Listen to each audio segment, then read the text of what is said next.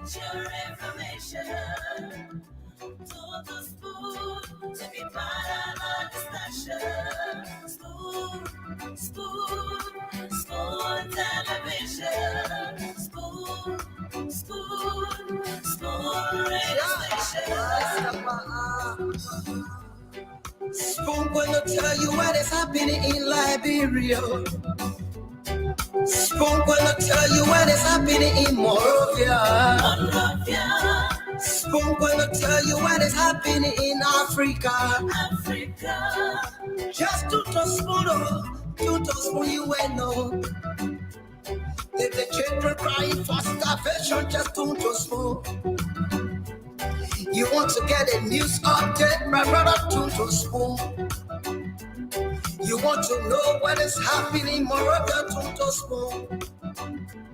Politicians want to make their decision, just to spoon. You want to know what happening in the ministry, to spoon. Yeah, to spoon. Yeah, to spoon. You from Fonjama, Maryland, to spoon. Yeah, to spoon. If you eat kepa, gradually, my brother, to spoon. You got a Spoon TV, you got a Spoon Radio, to spoon. Yeah, to spoon. What? Yeah, Rastafari. Kilibaba, kilibaba, kilibaba. Kilibaba, kilibaba, kilibaba. What I want? Yes, what you about today? Spoon TV. Yes, what you about today? Spoon TV. Spoon. A special one from the CEO, Stan Turner with the spoon. And your boy, Friday the Southern Band. Charges on the beat. To the spoon to get your information.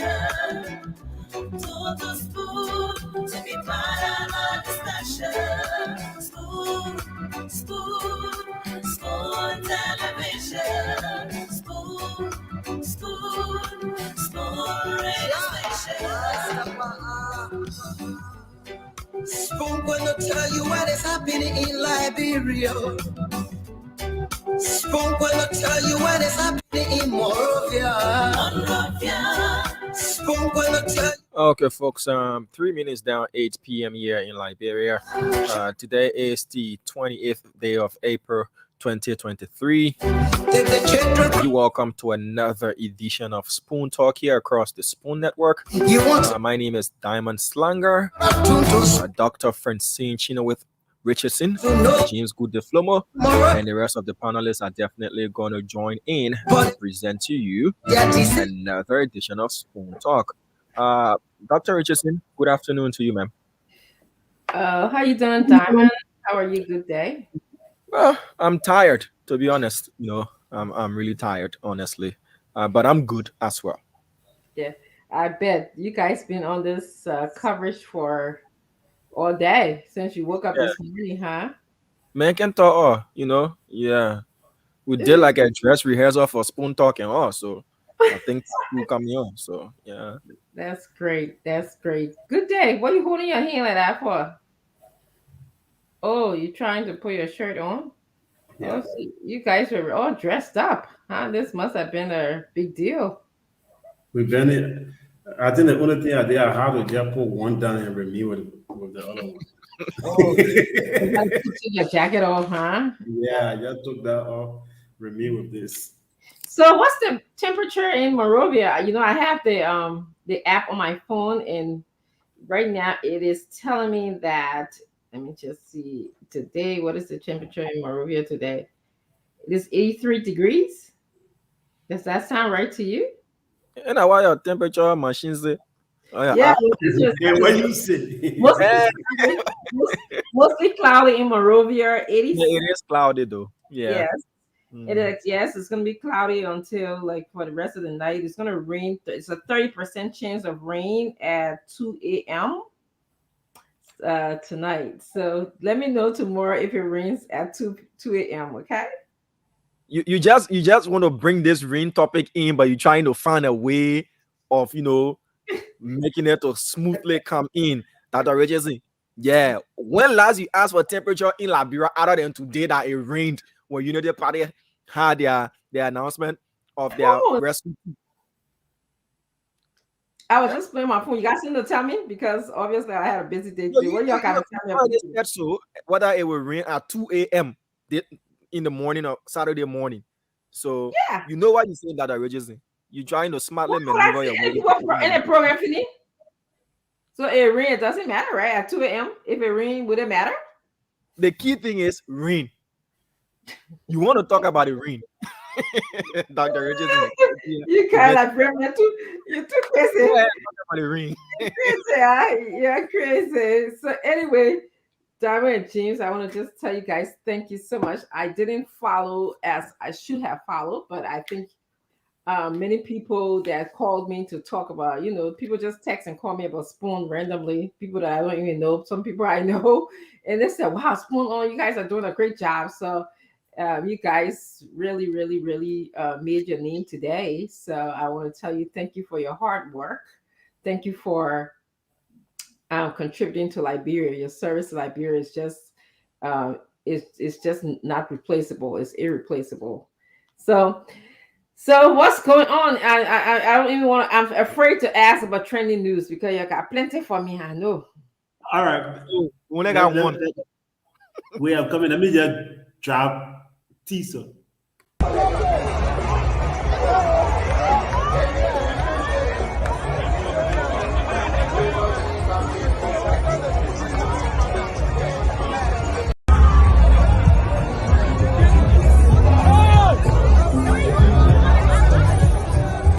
All right,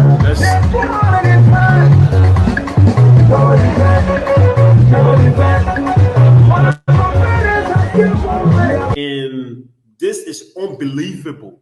This is unbelievable that Liberians will forget about whatever they were doing. The pimping riders, our mothers in the market will forget about what they were doing just to come and stand to listen to the former Vice President Nimi, his running mate. This is unbelievable. And you left something out, and it braved the rain. Liberians, you don't want to talk. We are afraid of rain. Anything Liberian can face it, but when it comes to rain, we run away. Mm-hmm. But it braves the rain today as well. So Dr. Richardson talked about the rain. I know you got the drone shots as well. You definitely share the drone shots as well. Yeah. So Dr. Richardson, you asked what's happening in Liberia. Okay. Yeah, but I want to ask something as well. Are you impressed? Shoot. Why didn't you?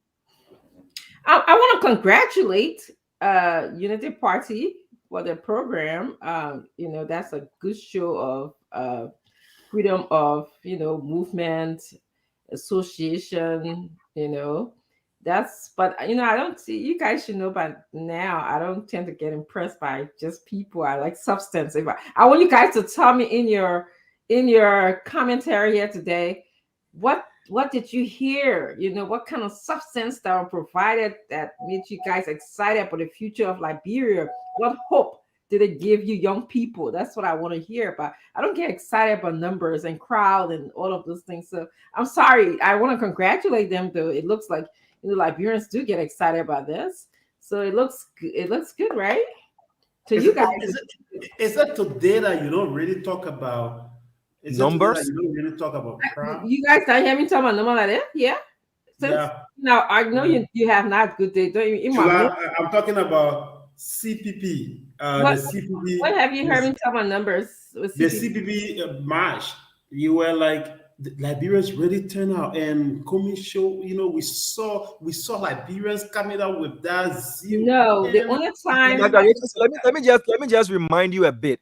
When Ambassador John Balu went to present the petition most recent for Unity, you talked about the number, you criticized the In number. what So if context? In what context? I'm coming, Dr. Richardson. So if you're not so much interested in number, but rather the message, you wouldn't have criticized the low turnout. You would have said, well, it's the message that is more important rather than the turnout. No. Why did you go for the number as well? Let me tell you why I went for the number. Thanks for asking that question. Their context, when Mr. Senator Balu came, he said thousands of Liberians. This is what Liberians want. And the hype about how he was presenting this idea. And so I was expecting thousands of Liberians. And when I did it, it was thousands about the idea. Which one? Well, if you just tell me, say, well, a group of Liberians, maybe 5, 6, of us who would like to go present a petition, yeah, that's realistic. But when you tell me thousands of numbers and I get to see 25, 50, that's a contrast. So it's the context. Okay, I get your point. But my point is, you just said the idea, the message. The message in Ambassador Balu's was for ANC and UP to have a united front. So whether they presented 10,000 persons message by 50 persons, you said you're concerned about the message and not the number. But so in this case, Diamond, good point again. But in this case, I'm not concerned about the message because I do not support the message, right? This has always been my stand. I don't support that message. And why didn't you watch as you said you said you should have you didn't watch as you thought you should? So why didn't you follow? Today, did I didn't watch this? No, I'm sorry. I had so much to do, guys, today. Generally I would. I just had a lot of things to do, really. I did. Yeah, it wasn't intentional at all. But I know you guys did a wonderful job. I was kind of popping in and out, but it's the end of concerned about the number. You were just popping in and out, but you were just concerned about the number. No, I wasn't even concerned about that. I just told you I was not concerned. Numbers don't move. Crowd don't move me. Followers don't move me. I don't follow people. I'm not easily impressed by numbers. I like substance. I like, sustainability. Something that when I hear somebody say and they can follow through and back it up with evidence and they can talk the talk and walk the walk. Then I'll be like, yeah. That's something I need to listen to. But all this numbers, people coming here, there, all that stuff don't really move me. Too old. Maybe I'm older than both of you, so maybe that's probably why. So just a snap question, Dr. Richardson. So if Mr. Cummins were to go to Nimba or any other county, still received, the number, the turnout there wasn't something that befits his personality, especially as a political leader. Is that not going to ring any alarm bell to you? Whether he goes to address an empty hall, are you not concerned that numbers in itself means approval to a greater extent? Are you not concerned about that? Especially in Liberia context, I don't know if numbers in itself means approval. Of course it does. I do not know that because we got a lot of flip-flopper in our country. A lot of people sometimes come to things because they're hungry. Sometimes some people come to things because they want to drink. Sometimes people come to things because they want to be part of the action. Again, I'm old enough to know those things don't move me. Now, I'm not in maybe the era of, connecting with Mr. Cummins based on numbers or who to bring the numbers for him. I'm probably more of the person, if I have to give my advice, to be on substantial issues, contextual issues, things that will bring hope for Liberia, things that will bring change. But I'm not too much about, I like if somebody tells me they're going door to door, doing Jehovah's Witness town to town, I like doing those kind of things, having intimate dialogues with people, not all these numbers and stuff. So if the number doesn't count, Dr. Richardson, how come politicians do a lot of organizing? They want people to gather at a certain point. You're talking about door to door, but where you can get people to gather for a certain event and you have a low turnout, are you not going to feel down? Who's going to carry your message though if you call for people to come out and they don't show up? Since numbers don't really, it's more about the message. No, but Diamond, don't get me wrong. I think you're saying that I'm saying numbers do not count. I'm not saying that numbers don't count. It does, but I'm not impressed by followers and stuff like that and crowd. I'm not a crowd politician.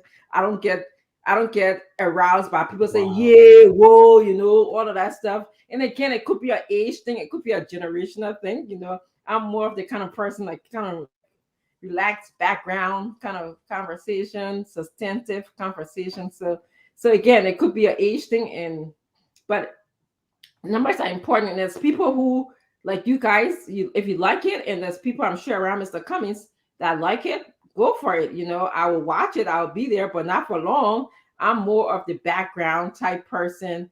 I like to read and critique what's going on in the policies, and all of those things. But I'm not, you know, numbers are important. Don't get me wrong. They are, like in statistics, it's very important, basically, you know, like when we do research, we're always looking for the power of n, the power of the numbers. So Okay, yeah. So now that we have our number conversations out of the way, Liberians, we want to welcome you to your talk show program, Spoon Talk. This is where we discuss all issues relating to Liberia. We want you to be a part of this conversation. This is where we respect your views, and we ask you to respect our views. And I'm sure the former CEO and the current CEO believe that everybody got something to offer. Everybody got something to bring to the table. Nobody here to school or educate anybody here on Spoon Talk. So you can come offer what you got to offer in the comment section. You can come offer it when you call in. But this is Liberia's radio station, and we proudly present the issues to you. Diamond and Good Day worked so hard today. They were out there making sure that you knew exactly what was going on at the Unity Party headquarters today. They got more to tell us about the selection process. We're going to talk about it when the panelists get here. Actually, I was so busy today. I'm sure my panelists are going to join me soon. I didn't get a chance to check in the chat room. James, you didn't even see me post nothing in the chat room, right, James? Usually when you wake up in the morning, to see something there from me. Basically, I knew you were not going to post. Is that right, James?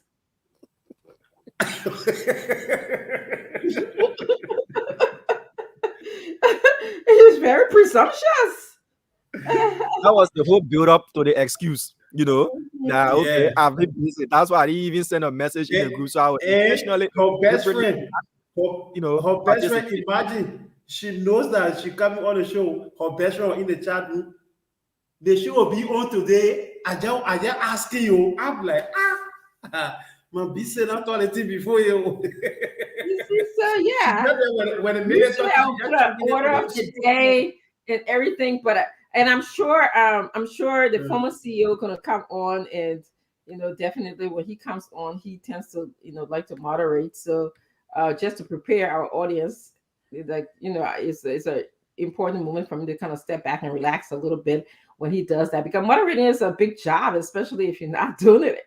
If you're not, I just got thrown into this position, but I gotta see what Diamond's doing Liberia. I gotta see what Good Day's doing. I gotta be checking the chat room to see what everybody's doing. Me and the current CEO, Miss TD, gotta be talking. We gotta make sure all our guests in the background. So there's a lot, and you gotta get in the morning, know who's here, which one of the panelists are here, and making sure everybody's calm and everything. So it's a lot of work to me. It's a part-time job, free part-time job.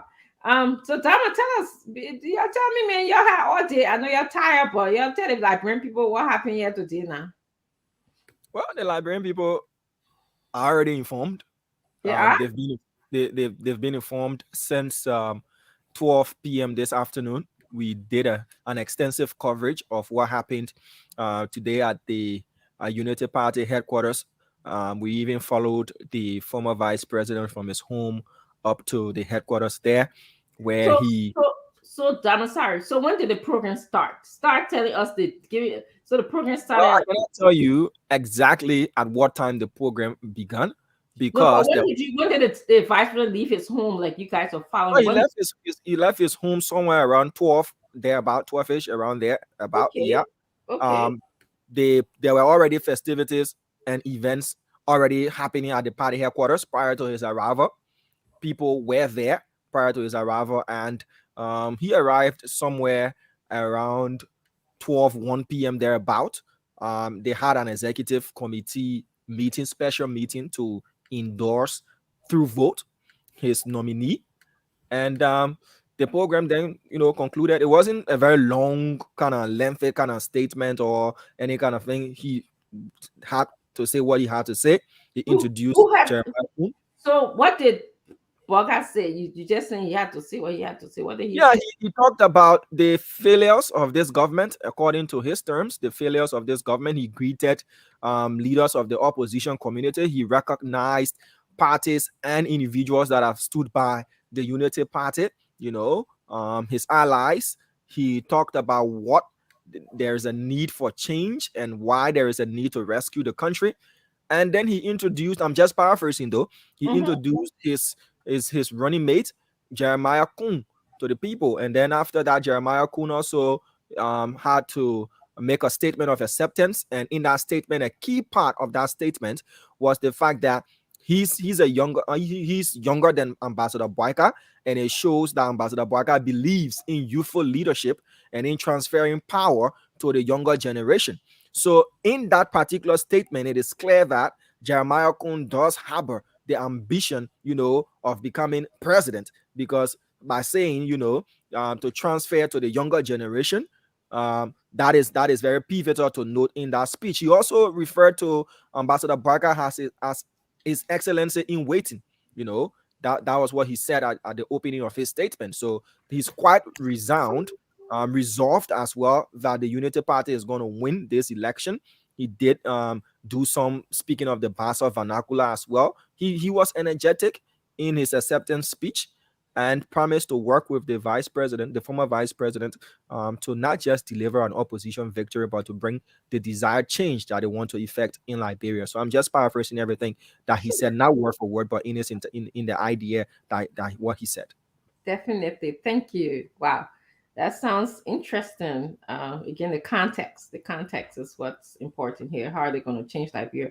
Good day. Why be fixing your eyes like that? Like you coming to kind of see something that Liberian people don't know. No. Got anything to add? The way you stretching your eye like that? Nothing much. Some of the expected things really happened. Many expected Senator Dillon and Senator Yombly, Costa, Ure not to grace the occasion, and surely they did not. They did not show up. We did not see them. And Representative Yeke Kolba show up. He showed up in a very grand style.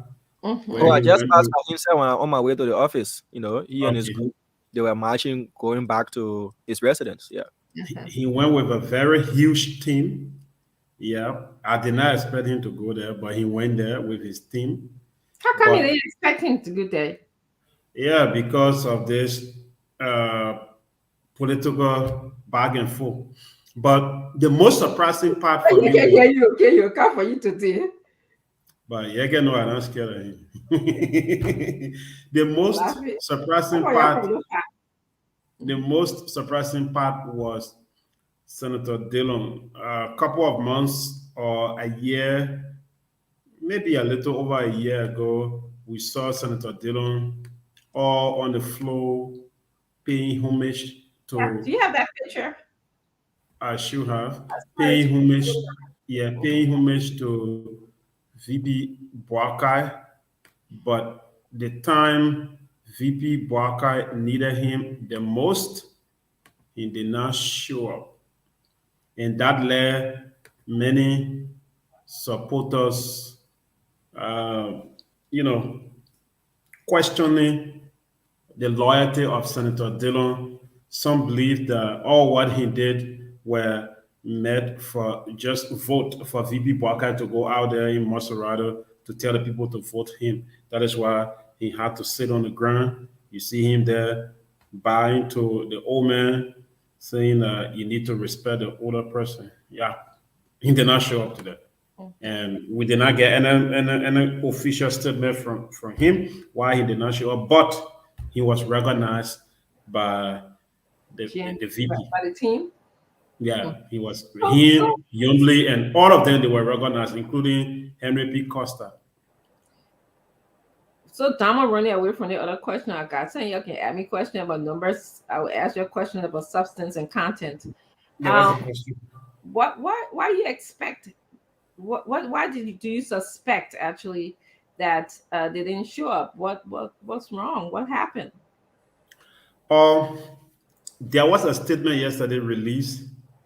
A statement was released by his political leader, that's Senator Yombly Kanga Lawrence. And in that statement, it was not indicated whether they were going to attend. And it was also not indicated if they were not going to attend. But that statement in itself was clear that they were not going to be. So I think he followed his leader, because the leader talked about having consultations.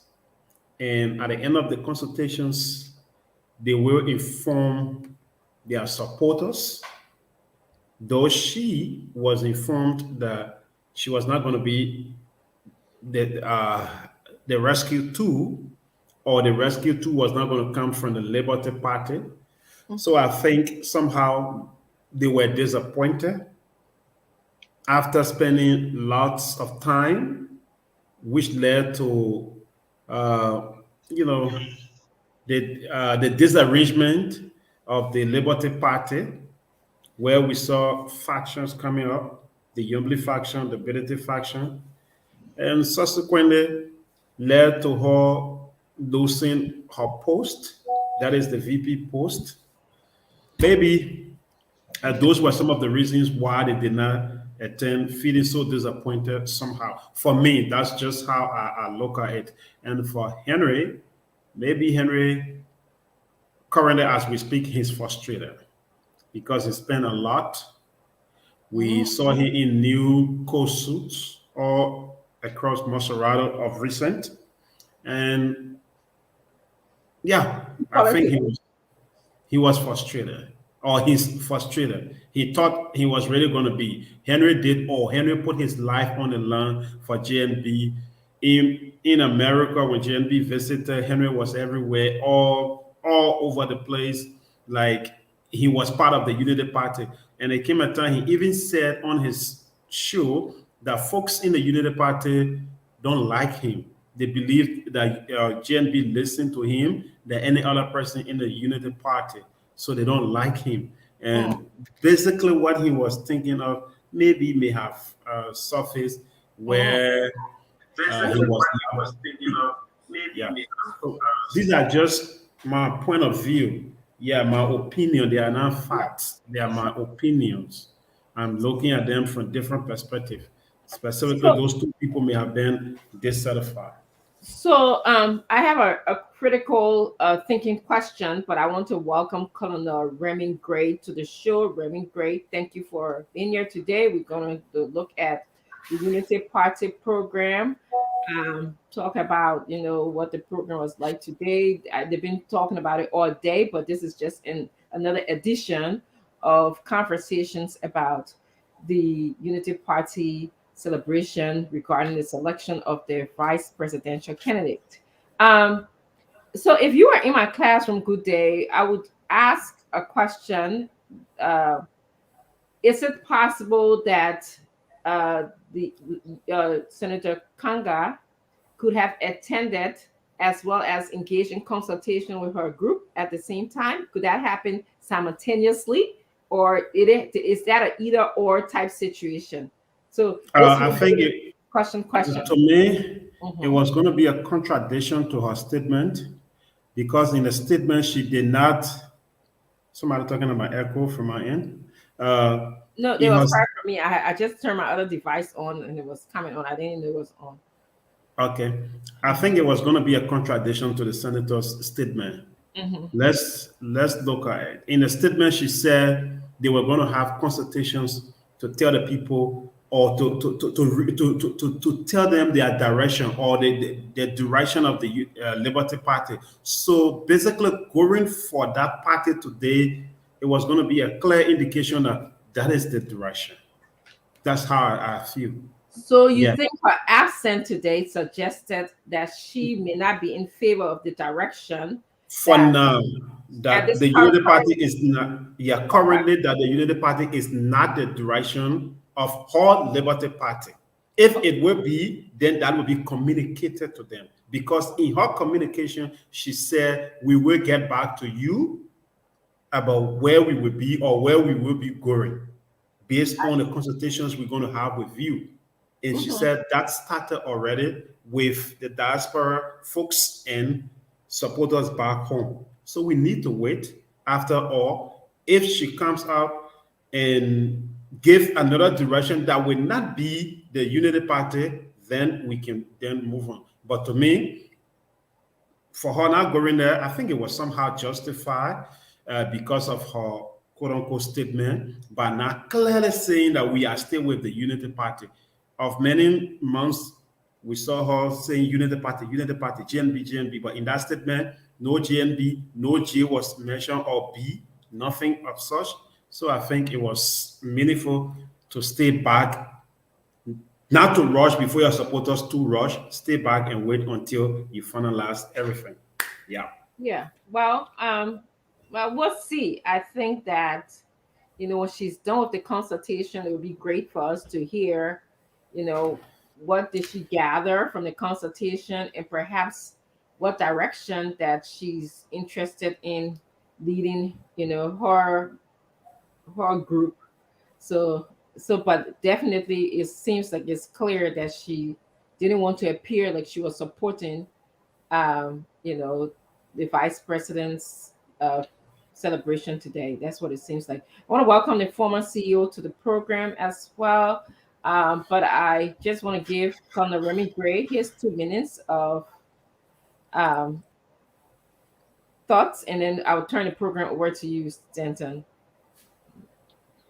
To who?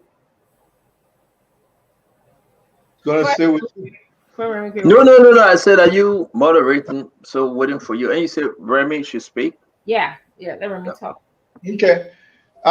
Hopefully I'm being heard clearly because I made some adjustment at my end here. So I think people are eating this with it's like you want to chew on the crab, but you're ashamed of the sound it produces. Clearly, this is a pathway from the JMB's direction by the Liberty Party as espoused by Yumli. Clearly, also, Yumli tend to abandon her political organization to foster her own personal interests of becoming VP. So all of this rigmarole, the Liberty Party, went through for the many months, if not years, was because Yumli was looking at becoming the VP.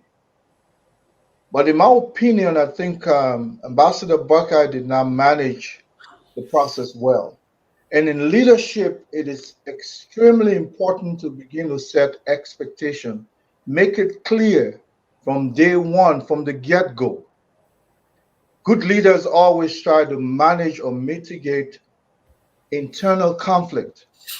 They manage that dynamism in a way where they begin to create clear expectation.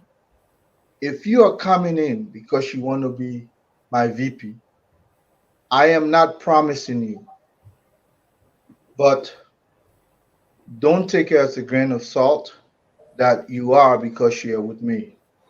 Make it clear. One of the things you may give Alex Cummings some credits in that direction, it will tell you clearly that if you are coming to support me because you want a job in government, you are supporting the wrong guy. Sometimes people see that as being too blunt and too open when you say that. Because you tend to drive people away. But you know what? You set the expectation right there. That if you want to support me because I'm the best person you think for the job, not because you want a job from me at the end of the day. That's the wrong reason for supporting me. And There were people who could not stomach some of this kind of statement they leave. I think the old man should have set those expectations from day one. It's like you keep buying gift for this beautiful woman. Let's put it to an analogy. You keep buying gift for this beautiful woman. She's giving a body language telling you that she's up for me. At the end of the day, she dumps you. Firstly, I want to give the old man the credit that he did not promise. In my opinion, I think he did not promise anybody anything. But the body language also can suggest that he's up for it. And these people were, trading their resources and so on and so forth, only to be let down at the end of the day. So it's gonna create some bad taste, some bad feelings. And if this is the reason why the Liberty Party was butchered into two in the first place, why pursue that when there's nothing in there for me? In negotiation, in politics, there is something called the waveform. What's in there for me? So you left me, who has been with you all along, when you look into Limba County because of a newcomer thinking that they got more votes than me, that's fine. You understand? They have more resources than me. Okay, that's your choice. But it's a mini, minor more, as my man would say. That's not the meaning of the word. But the thing about it is, if I'm not worthy enough to have been picked, no need for me to be, eating crab with shame, acting like I'm still on your side. No, the gloves are off. The line has been drawn. Okay. I'm not worthy, so you kick me aside. I'm going to go salvage my political party and put things together, and maybe I'll still be attractive to somebody else. Hey, Eating crab with Jim. I like that analogy. That's too funny. Stanton, Mr. Witherspoon, did you want to come? Why you can wait? Let hear the ANC. Yeah, I want to come in. Am I in now, or you want me to wait? Yeah, I want to welcome. Or you want to go to your other ANC brother? I want to welcome. The other point, call you bringing fire to the show. What? I'm not. You do this to Fago and myself all the time. You do this to Fago and myself. You go to Remy Gray, then you jump over us. I usually moderate. I'm going to follow my protocol. Is when someone comes in, I like to respect and welcome them because they work so hard to take their time to come in every day. The least we can do is to appreciate them on this show. Let's start to give them. I know you used to on the show every day. Because from one ANC brother to another ANC brother, from one CPP brother to another CPP brother. I'm an independent. She are going to recognize you as the she goes by how first come first serve. I was okay. Next she was going to, but she was only acknowledging that the man on the show. By ranks? She go by ranks or she go by ranks? The fact that you came before him, you are going to speak next. But I just want to tell you, Irame, I just want to tell you, my man. Get one more chance. Let's wait for the 12th, 13th, and 14th of May. Let's wait for comments. You be feeling with their own. Say what you want to say. You be done. You be get the ticket. And I know you're going to get back with me again. What comes on the ticket? It coming. Like Christmas. Well, what did? Like what you saying, James? Somebody be crying. Oh. There you go. My grandchild crying loud. Hey, give me I said Cummins ticket is in the air. Yeah, what's going on? One of the things that I learned today and what I heard today for my own 2 minutes, Mr. Cummins now beginning to negotiate with Tewan Gonglo. With the exception of Tewan Gonglo, there's nobody else. So, but let's talk about UP today because I know all the coming folks going to go after me. That's fine. Yeah, my friend. But Senator Yombly cannot go with Mr. Cummins. Senator Yombly stay in the camp of JMB. And I said this, and I will say it, and I will say it. You're praying the bad prayer, but that bad prayer you're praying will not work, Ireme. Okay? That's a Bible verse, the book of Psalm 109. If you want to pray against your enemy, go ahead. Read that. But what I'm saying here is that because I don't want to call names, some of my ANC sisters that will get vexed. I should tell you guys, if you're allowed Tewon Gonglo to slip, Mr. Comey will withdraw from the race. But we are not discussing Mr. Comey. Mr. Comey cannot take anybody from America. That would be too bad for his ticket. Those are in Liberia. The only person that left now is Tewon Gonglo. Mr. Comey cannot go take Yombly. As much as they're going to try, Yombly is not going anywhere. Yombly going to remain with JMB. I know that. Only thing Al Hassan going to say today about our good friend and brother Henry Costa, that Al Hassan only his beef with Costa. You know, that's his own personal beef with Costa. Salamatu going to come on the show and be yelling, that your business, we don't do that, blah, blah, blah. At the end of the day, my people, at the end of the day, Joseph Yima Bwaka, former vice president for 12 years, he got his man. Jeremiah Kwankun, he got his man. My man, mute yourself. I go, don't come here with your devil self, mute yourself. Without in Gola land, without in bombing. So at the end of the day, I will tell you that. Okay, hold on 1 minute. So we got 4 ANC people on the show, and I will tell you guys, as independent as I am, I will support a Comey's ticket. I will support a Joseph Wima Bwaka ticket. I will support a Tewon Gonglo ticket. I will support a Simon Freeman, Madera Cooper, and the rest of them for the change that we all are seeking. But I will say to everyone, Joseph Yima Bwaka. You know Joseph Yima Bwaka other name before I rest? Who can tell me his other name? Listen. Who can tell me the real name they get for JMB? Who can tell me that name? Rescue One, man. It's not a Rescue One. No, you know. You got to be in the cycle to know. I dare you call it. Not Kokoloko. No, you don't know. Okay. Oh, your deputy minister, something you've been doing for 3.5 years, you don't know this one. You don't know. I didn't mention to all. Not mention to all. That Costa name mention to all. No, that the Ome got it from. That the Ome name. James, go there, prepare the fire video, please. Let me say this. Something has happened in the country. Something is happening in the country. Say what you want to say. Dr. Richardson can look at me anyway. It's okay. Salamatu can frown her face that okay. I'm not using Fagon frown your face that your business. But I will say this to everybody. Iremi Gray or Hossein, you can get vest all you want. JMB got a TKR. As a matter of fact, today we're going to show it. James, can you put a ticket up? Timber. That's the presidential. Ladies and gentlemen, ladies and gentlemen, James, Joseph Yima Bwaka put the hands of Jeremiah Kwankun. James, keep that first picture up, please. I'm begging you. This is important. Liberians in and out of Liberia. Yeah, that blue picture gets spirit. That picture in the blue suit. Joseph Yima Bwaka. Man, I think Yombly you take it down, man. No, keep it. I get my 2 minutes back. You don't interrupt my 2 minutes. You remember that first picture with her? What the Iremi Gray, you're not being fair. I know that your ANC system moderates, but you don't do that. I will say this for my 2 minutes. I would just want this picture up. For my 2 minutes. So what you want to say? When they said Jeremiah Kun,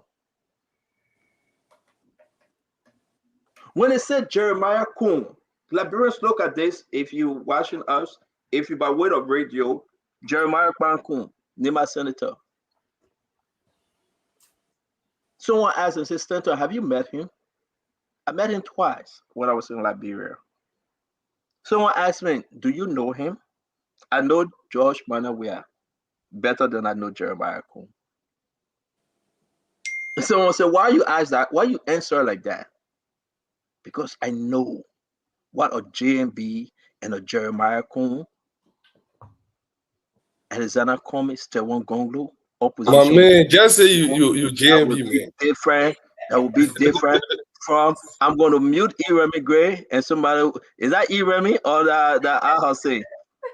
Anytime you talk, I will take 30 seconds of your time. And I want to just say this, folks. I'm happy because better days are coming for Liberians. I'm happy. I'm happy because our children will not be abused. There will be no domestic slavery. That you take the people, children in and you abuse them. I'm happy because our children will be in school and there will be after-school programs. I'm happy because our children will have recess to eat, that the brain will function for them to receive. I'm so happy because there will be a teacher training program, not just anybody that will become a teacher. I'm happy we have someone like Leo building libraries and resource center, a very state-of-the-art resource center. Not just Invincible Park, then when it rains, it turns to a swimming pool. I'm happy because of this thing. We let folks, let's see the change. But my 2 minutes finished. Let me rest. So we went for Mr. Combs' ticket. And I begged Tewon Gonglo to please accept Mr. Combs' offer and be on that ticket with him. Yeah, that's your business, Salamatu. I rest, Dr. Richardson. Thank you. I'd like to welcome Salamatu to the show as well. And I would like to welcome Mr. Fagan to the show. So I'll now go to Fadiga. Fadiga, your 2 minutes, okay? Thank you. Yeah. Well, nice to be back. Well, yeah, earlier for the commentary, and now we're going to be going into this. Look, what I saw today was expected. We said that there was this wind blowing in Liberia. We don't know which direction it's going, but it is going somewhere. And I don't think anybody should stay in the way. I was started with my ambassador, Sister Yombli Kanga. You don't go around chasing someone to be vice president. I hope she learned. I mean, learning every time we live, we learn. You don't go around chasing someone to be vice president. Vice president is a decision. You demean your value. You reduces your value when you start to run. Yombli lost her bargaining chip when she traded what she had. That show leadership within the Liberty Party when she traded that to go as a big girl behind Mr. Boyka. There where she lost her negotiating power. She couldn't negotiate from a position of strength anymore because you have already succumbed. It's like Yuri. I mean, anybody in their right mind, Yuri came to the team from the jump, say, I don't even care to be president. I'm not even wanting to be president. I just came to support. I mean, when politicians looking for people looking for new disciples, they're not looking for people that are already on board. These people are already followers. Hey, so you're looking for new people. I think that is where Yombri, but it's not late. I think the best my sister can do is to just stick with where she is right now and ride it thing over. And then whatever would be, I mean, she can still mend fence with the Liberty Party, but at the same time, keep us up. Look, the Liberty Party have always gone a separate way. If you know the Liberty Party, direct they don't support the Ellie. All the people for the they are always going, even when the political leader was alive, or Councillor Brodsky, he allowed people to go a separate way. They have always been on loan. The Liberty Party is a serious minded party, but these people have always been on loan.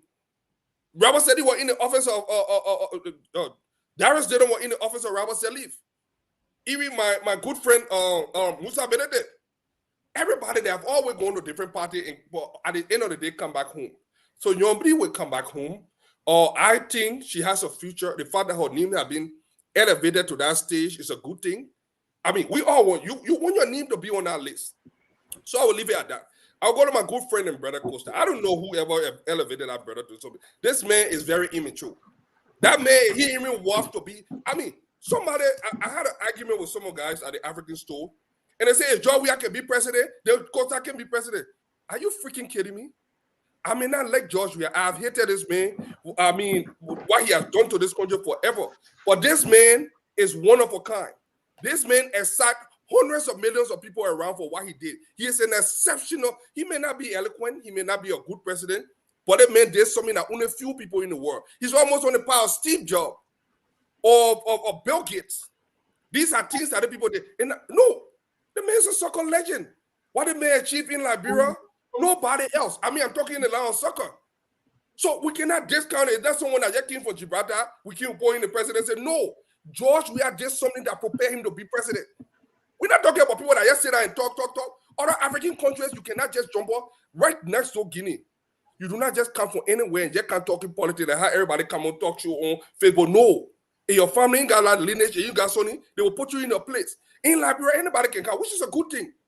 But when you want to measure someone, measure something that they have done. That black mirror, that people that think that there's a game, that you can play everybody and brainwash the people and use your influence. I don't have respect for those kind of people. You can say what you want, insult me all you want, but I will continue to say it. For me, I don't care if 10,000 people go against me. If I have a conviction, so something good is coming on in Liberia. Something that's about to happen. I love Mr. Cummings. I think he's a great guy. I think, he, like I said, he didn't leverage his resources. He squandered opportunities. But if this is what the Liberian people want, Mr. Cummings squanders opportunity. Is that what you just said? The JNP? No. What I mean is squander opportunities. Go ahead. When I mean Mr. Fadiga, you are protected. Go ahead, speak. When I say Mr. Cummings squander opportunities, Mr. Cummings, first time on the national scene, came fifth. Great, did impressive. The second thing Mr. Cummings did, Mr. Cummings became the darling of the diaspora. You know how influential the diaspora is? Another voting black outside of Liberia. But what Mr. Cummings failed to do in the last 5 years was to connect with the Liberian people, fellowship with them. And that connection was that when I mean he got the opportunity, he could have leveraged his resources. He could have used the 5 years to build rapport. So many people call rapport. Build rapport with the Liberian people. The fact that the message, look, if you're a preacher and you're in a church and the people are not feeding your message, you have to change your sermon. The sermon is not resonating. So when I mean he's got an opportunity, he had 5 years. I do not believe he can do it in 5 months. But I was end on this. There are so many other Liberians that Mr. Cummings could pick. Right now, I still think he's still an underdog. He's far away from. Can you give me some names? Can you give us some names? Charlie Bronski, one. Charlie Bronski. Charlie Bronski. Hold on. I just threw one out there. Go ahead. Don't get confused. No, give me five. Give me five. Charlie Bronski and who? I know Lema Boye has been up there, but she's not going to take it based on people that I've talked to. But there's always a possibility. Lema Boye, you just mentioned Tiabon Gonglo. But the problem here is it doesn't matter who he chooses, because the problem about Cummings vice president pick is more on Cummings. The reason we have been making this big hullabaloo about Vice President Boyka has been because of his age and the Vice President his VP close proximity to the presidency. But that is not the same. I beg you, Dr. Richard, I beg you, man. I beg you, Dr. Richard, I beg you. I know we got Fagon. I thought we got Mr. and Mr. Fagon. They have not spoken yet. But let's get to our hustle, though, real quick. You laughing? Then you might go by the way you're coming from. Yeah. Because I came on the show, that you mean be on. Yeah, but 10 seconds. I'm saying Can I ask a question, Fadiga? You told me Charlie Bronski, though. It's not time to ask question about wait, let him. Let me close the thing. For Cummings, people are looking at him more than his vice president. The reason why, there are two different dynamics. What Boyka has name recognition. That we want Cummings to do more. The same thing with Cummings. Cummings is a younger candidate. More people are going to be not looking at his vice president. Cummings got 2 terms right in him. Boyka, for the back of the world, he might not go beyond one term. He's going to be a one-term president. He said he just want to straighten out things. I can take him for his word. But Cummings has a whole life ahead of him. So the honest is not meaning on who we're going to pick. We can look for numbers here, but I think let's go. Yes. Yes. So let's move on. So I want to go on to Mr. Fagon. Mr. Fagon or Mrs. Fagon? Which one? No, I don't know who you got. Mrs. Fagon is not here as far as I'm concerned. Yeah, here. Yeah. If you Wow, are my against, daily if you Nina. are against my potential marriage, Minister Falcon, Charlie that man there. I will deal with him. Charlie him. I trust you. But when I saw this stuff, I go because Alamati, I'll not represent you in court. I know what you're going through at home. right? I beg you. I can be a witness in court. I beg you. So Mr. Falcon, let's hear your 2 minutes, and then we gotta go to Salimatu. Well, the people say I need to get a microphone. Jeremiah, if you hear me, you better buy a gadget. The post I can be low. I need to be audible. You see that our kumis, that I like kumis. And our kumis now, just see all the kumis people can be talking, they can be clear. We now who supporting you, we not clear. Because kumis boy a microphone from I don't know Best Buy, the Best Buy. The commentators today, you asking for a microphone? The comment And I really great product supply for you from Best Buy. The first day the man installed the Poki after Dr. Richardson. Well, I got a free one here for you. I got a free one here for you, man. Put in the mail to him. This is a Sweetwater one. That thing look like from China. I ain't get no name No, on no, it. no. This is a Sweetwater one. Very It's from expensive. China. It's about $1,000 one. I'm No, not don't do that, Irame. Irame, don't do that. That thing Sounds from great. China. Don't worry. That's the hour. That thing, listen, that thing from I couldn't even hear that thing anything. from five and below. Five and below. I'm about to save that one there for your own intro because Suka. what are you doing there, Mr. Falcon? That is serious. And though. the man won't bring microphone. We won't bring the one your that hand CNN girl. I can hear you. I can hear you. What are you talking about? The one CNN girl and the one we won't bring. You took When people just say, well, now you hear me, I was speaking too much. How to make adjustment. You did JMP and Kun labor on it now. The man was talking, straight up, the man was talking, PYJ say, talk like Dr. Francine, talk like Salimatu. You bring America alone, you just be, You're using the wrong example there because you know Dr. Francine herself so you can get her kids. all right, let's get to business. Folks, the opposition is one opposition for me as a politician. And I say a politician because you got carpenter, Jesus is a carpenter's son. You got lawyers, academicians, theologians. So me, the people can say I got AA degree. But yeah, I got AA degree in political science. I got bachelor's. I got honors. People that all study politics. And so, But why you stop to the AA degree though? Why you stop to the AA degree? Moderate. But if I can speak English, I want preachers who are talking about. I just told you I got a bachelor's, I got a. But why you stop to the AA degree in political science? AA degree in this other one. Why you couldn't go above and beyond? Here, please. Thank you very much. Thank you for your protection. Carry on, Fagon. Carry on. Thank you for today. I was not on the way to make out there with his son. We got to be No. We I'm made at 2 peace. minutes. Leave that one. Okay, go ahead. Then when Al Hussein went for his son, he said, Al Hussein, no, you can't be talking like that. You, Now, who his son? That's your son. Y'all Who, been shot Leo? No, you know his son. He can cut know that. his I son. swear to God, he can cut that. You know his son. Well, You know his you son. don't be talking. You don't be talking in course. Who is son? He know his son. But anyway, Anyway, Fagon, you talk. What you know about Fagon? I want men that can talk also. You can talk off. that Costa his son. I do it. Pango, you don't need any degree, my brother. You do best what you do best. So go ahead. His son. They may get triple A degree. When your car break down the side of the road, I tell you, you need triple A. You will see where we can. But anyways, Oh man. here is what I have to say to the Liberian people. If anyone doubted the resolve of the Liberian people, today was a day that the Liberian people even showed the Americans that when we decide, even rain, lightning, and thunder cannot stop us. Even with the threat of when you go to work, I will fire you. The people were in their offices and waving their hands like this. When Liberian people are resolved, they resolve. I just send you a video of what happened in Foya. Just in Foya Lofa today, were locked down. What I'm saying, all the other counties, the same thing. Why are the Liberian people resolved? I'll be honest with people today.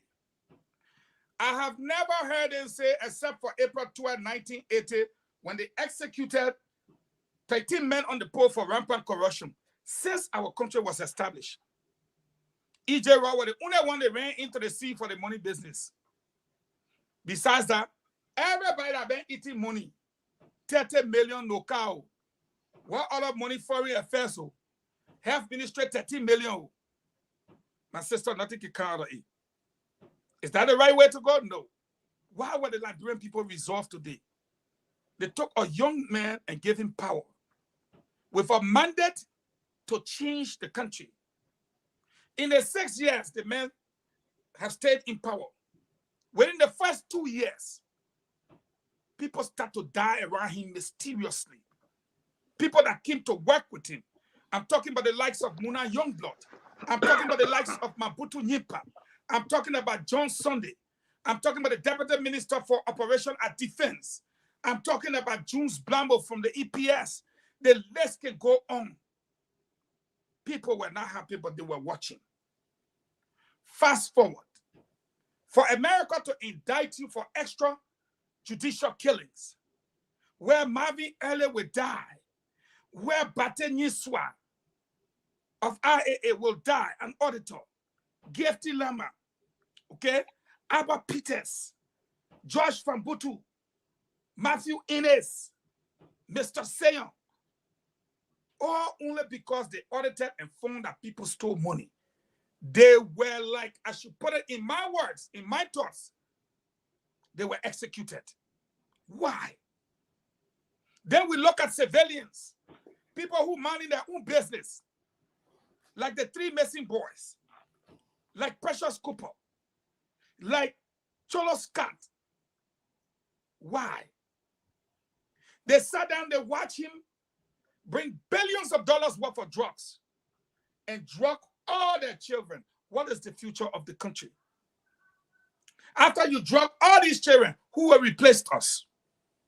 They sat down and watched him. He took away their 3-day free call. He didn't stop there. He cut their salaries that they were making far below even the minimum wage to the bare minimum of $45, in some cases 30, and yet forced them to go to work. Then he boastfully said, hermetically, that listen, man, I didn't know for the past 5 years, 15,000 of you were making below the minimum wage.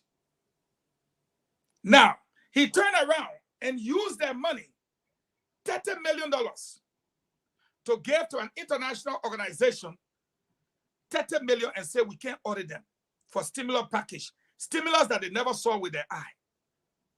He took that $11 million and said he wanted to buy rice so that the price of rice could drop below $13, Dr. Francine, only to bring the rice and sold it to them for $22 up to $30.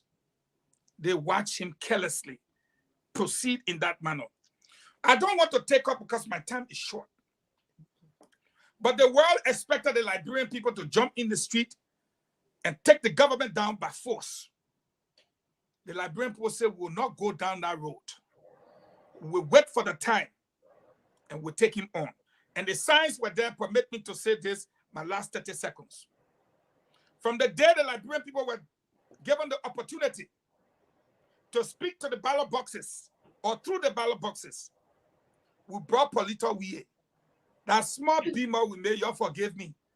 They beat us like market dog. We turn around.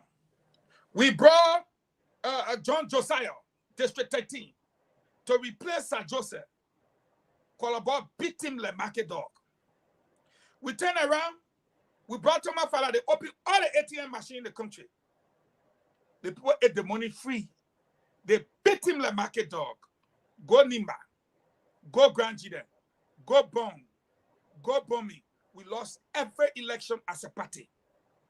Still, they refused to listen. Last but not the least, today, the American people indicted this government for money laundering, corruption, extrajudicial killing, cruel and unusual punishment, And the Liberian people say, enough is enough. What you saw today, the entire Central Monrovia locked down. And around the country, I can only say in my closing, if you lose Lofa, which of course is sign, seal, deliver. If you lose Nimba, sign, seal, deliver. If you lose Bomb, and it is now established that Ketman, Bombing, and Bapolu has never been your territory, will never be your territory, simply because you traded their resources and gave them poison to drink in Ketman, you can rest assured. Even the U.S. military cannot give you Liberia as president. I respectfully submit. Thank you. Yes, Sadamatu? You know, congratulations again to UP for why are you laughing? They say congratulations. Yeah, congratulations, you know, for making that announcement. Yeah, I'm not. No, I'm not you clapping. should clap because that's the first No. time ANC people. That's What? the kind of Sadamatu not ANC. You know your own friend. You know what she. No, she's Every time I explain the thing to them, they CPP get ANC that is sitting, man. No, CPP ANC. I am a Liberty Party member. No Yeah. fashion. I am, there's no fraction. Yeah. There's one Liberty Party. You got one family. We got lip problem. We fight the Liberty. The fresh will soon be finished. We will fix our family problem. You They said understand? with liberty and justice for all. Your Yeah, injustice. we will fix our family problem. Yeah, that's all I would say. But you know, I kind of watched bits and pieces of today's events. And of course, you know, as opposition who's watching another opposition, I was kind of looking to see it, you know, who are there? That number one. Of course, we, you know, always, I knew that Senator Lawrence wasn't going to be there. Number one, I don't even think she's in the country, right? She should be on this side. But Are you from Liberty Party? I told you our family problems. I think she's in Liberia. She's in Liberia. You from Liberty Party? No, wait. I beg you. Yeah. Two, I was looking for other members of the ALP, you know, because when we sit down, no. Why you get worried about your own problem? No. I'm an opposition. I want to see. That's on the show. She's making, like, you know, objective. What's that thing? I want problem. I don't want peace. I want problem. Yes. Why you get worried about your own stuff? Matthew is a panelist on the show. She's let me talk. Yeah. Observation. Yeah, that's my observation. I was looking. And I said, oh my God, You look. say you were watching small like Kiri. You were in and out. Now you get to know that Yombly not there, ALP not there. Tell us then who all were there.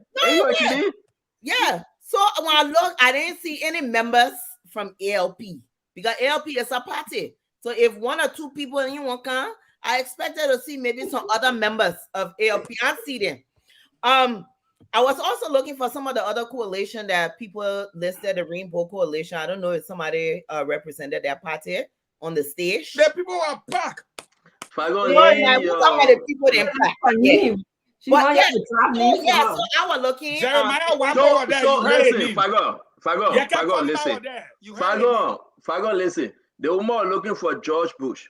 She was looking for Barack Obama. She was looking for Joe Biden. She was looking for Hillary Clinton. She was looking for Tony Blair that out of office. She was looking for King Charles. Who else you are looking for? Name them. Yeah, again, a couple of weeks ago, we were hearing about all these alliances, and y'all were chunking the poor CPP under the bus.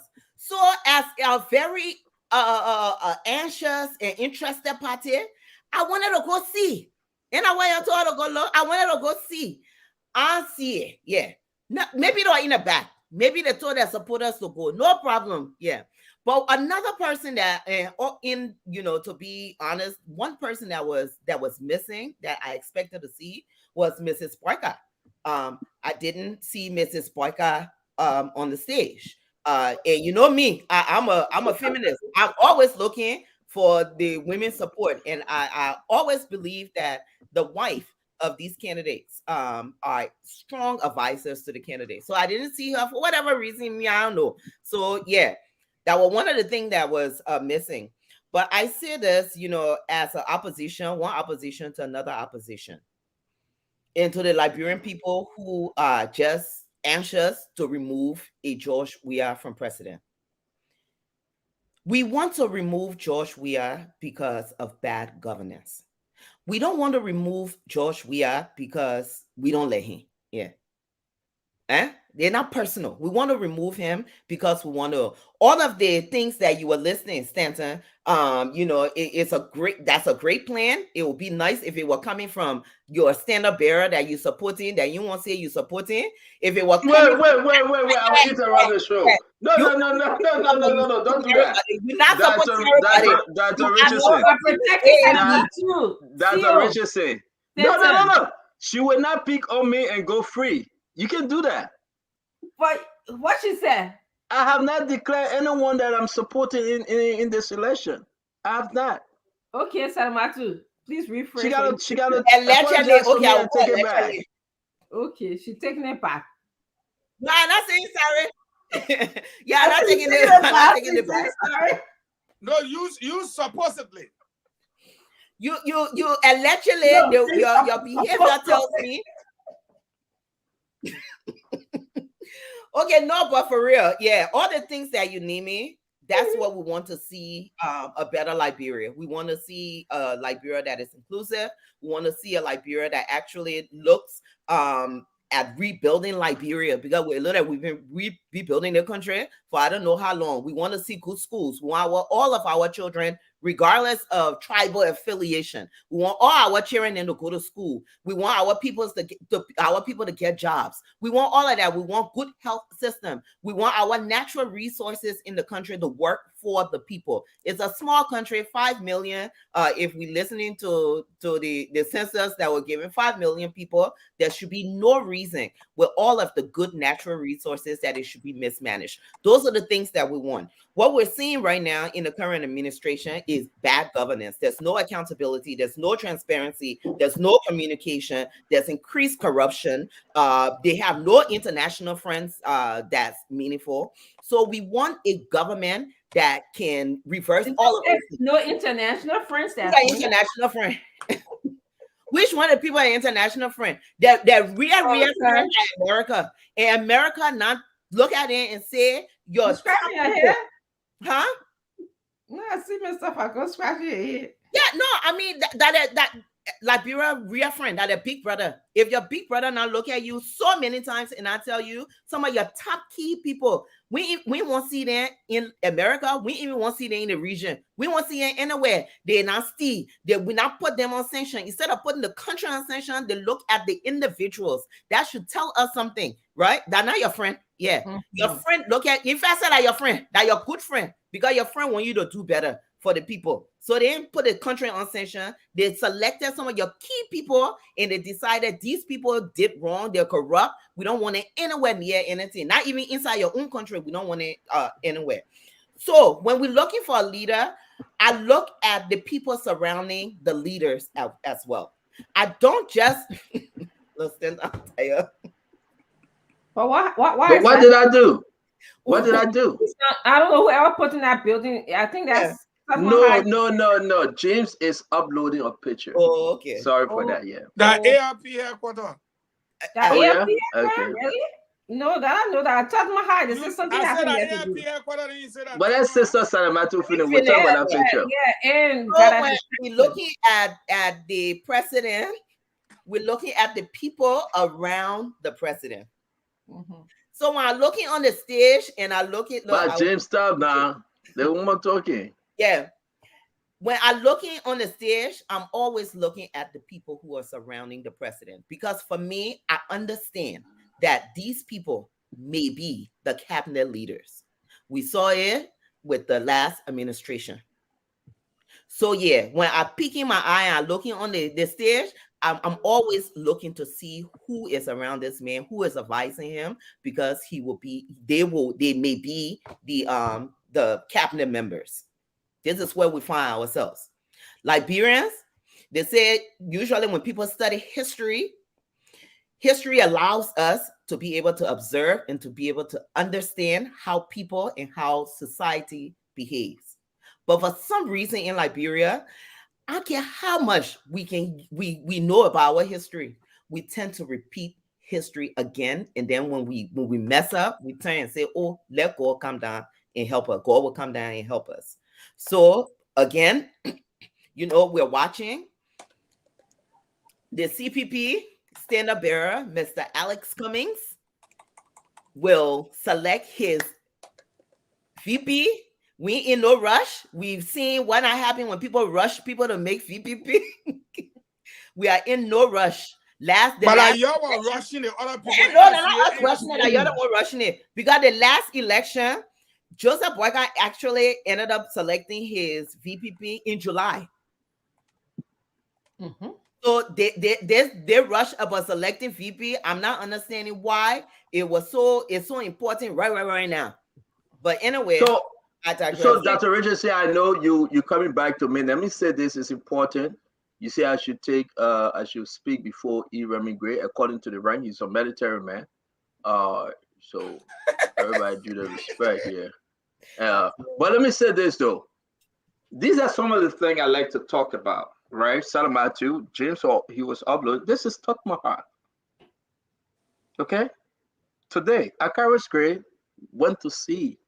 And he said, oh, we're pin the play, we face the place because it's election season. Imagine our children going to school in these conditions. Say what you want to say. Let's just put all joke aside. Fagon, you know Tok Mahal, man. We have the best of the best have gone to that school. I know doctors here in America. Dr. Kennedy, I know them. They went to that school. See the condition.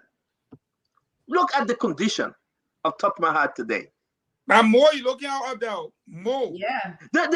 You want us. You know. Let's bring this home. Then you want Liberians to accept and believe that Joe will get free education.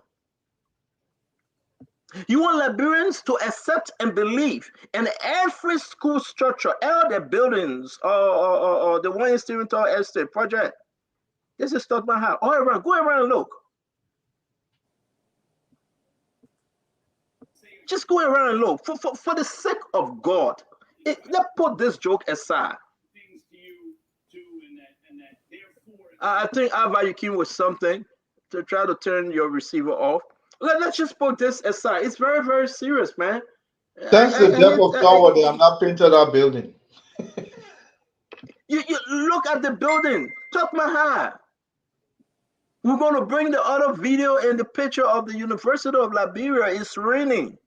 We're going to bring the video and picture of the airport. People putting bucket. When foreigners standing online. They got to put bucket and say, excuse me, it's raining. The roof is leaking. Is this Tok Mahal? This is Tok Mahal. It's funny. Today, let me say this real quick, Ava. You just coming in. If you interrupt the class, then we'll let you stay. It's very important for us to do this, folks. Let the people see clear with their own eyes. Our country is suffering. Are you better today? Today Akaris Gray went to this place and telling people say he will come and pin because he want to be re-elected? Are you better today? Williams VS Tok Mahal High School. You see? You guys know this building. Maybe Dr. Richardson don't know this place. But you guys know this building. Probably right about that. I don't. I don't know that. Williams VS Tok Mahal High School. I've been there before. You got to see this thing for yourself. I grew up in Williams VS Tok Mahal High School. You have to see this is not a joke. Yeah. The tree have grown into the building. Don't say the tree fell though. No. Akaris Gray saw the tree root growing into the building. That the tree root, maybe. How can we live like this? Why should we accept this as Liberian? Why should be? Well, the people want us to. They are so complacent that Liberians are ignorant, so therefore they will accept anything. Yeah. For nothing.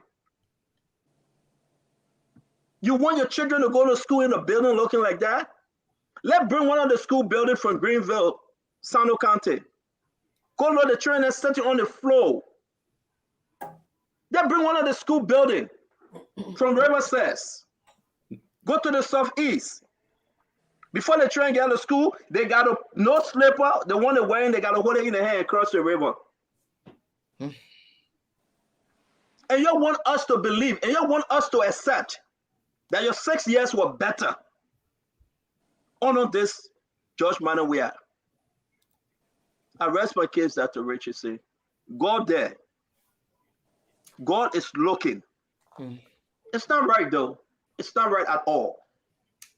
That is true. I'd like to welcome Ava Topa to the platform. He's been here before. No strangers here. No stranger here. Yeah, so this is sometimes when you vote on popularity and likability, that's what you get, that kind of Tubman High School. So yeah, so that's what I have to say about that. But be careful that Tubman High get Jogo. That's right. Listen.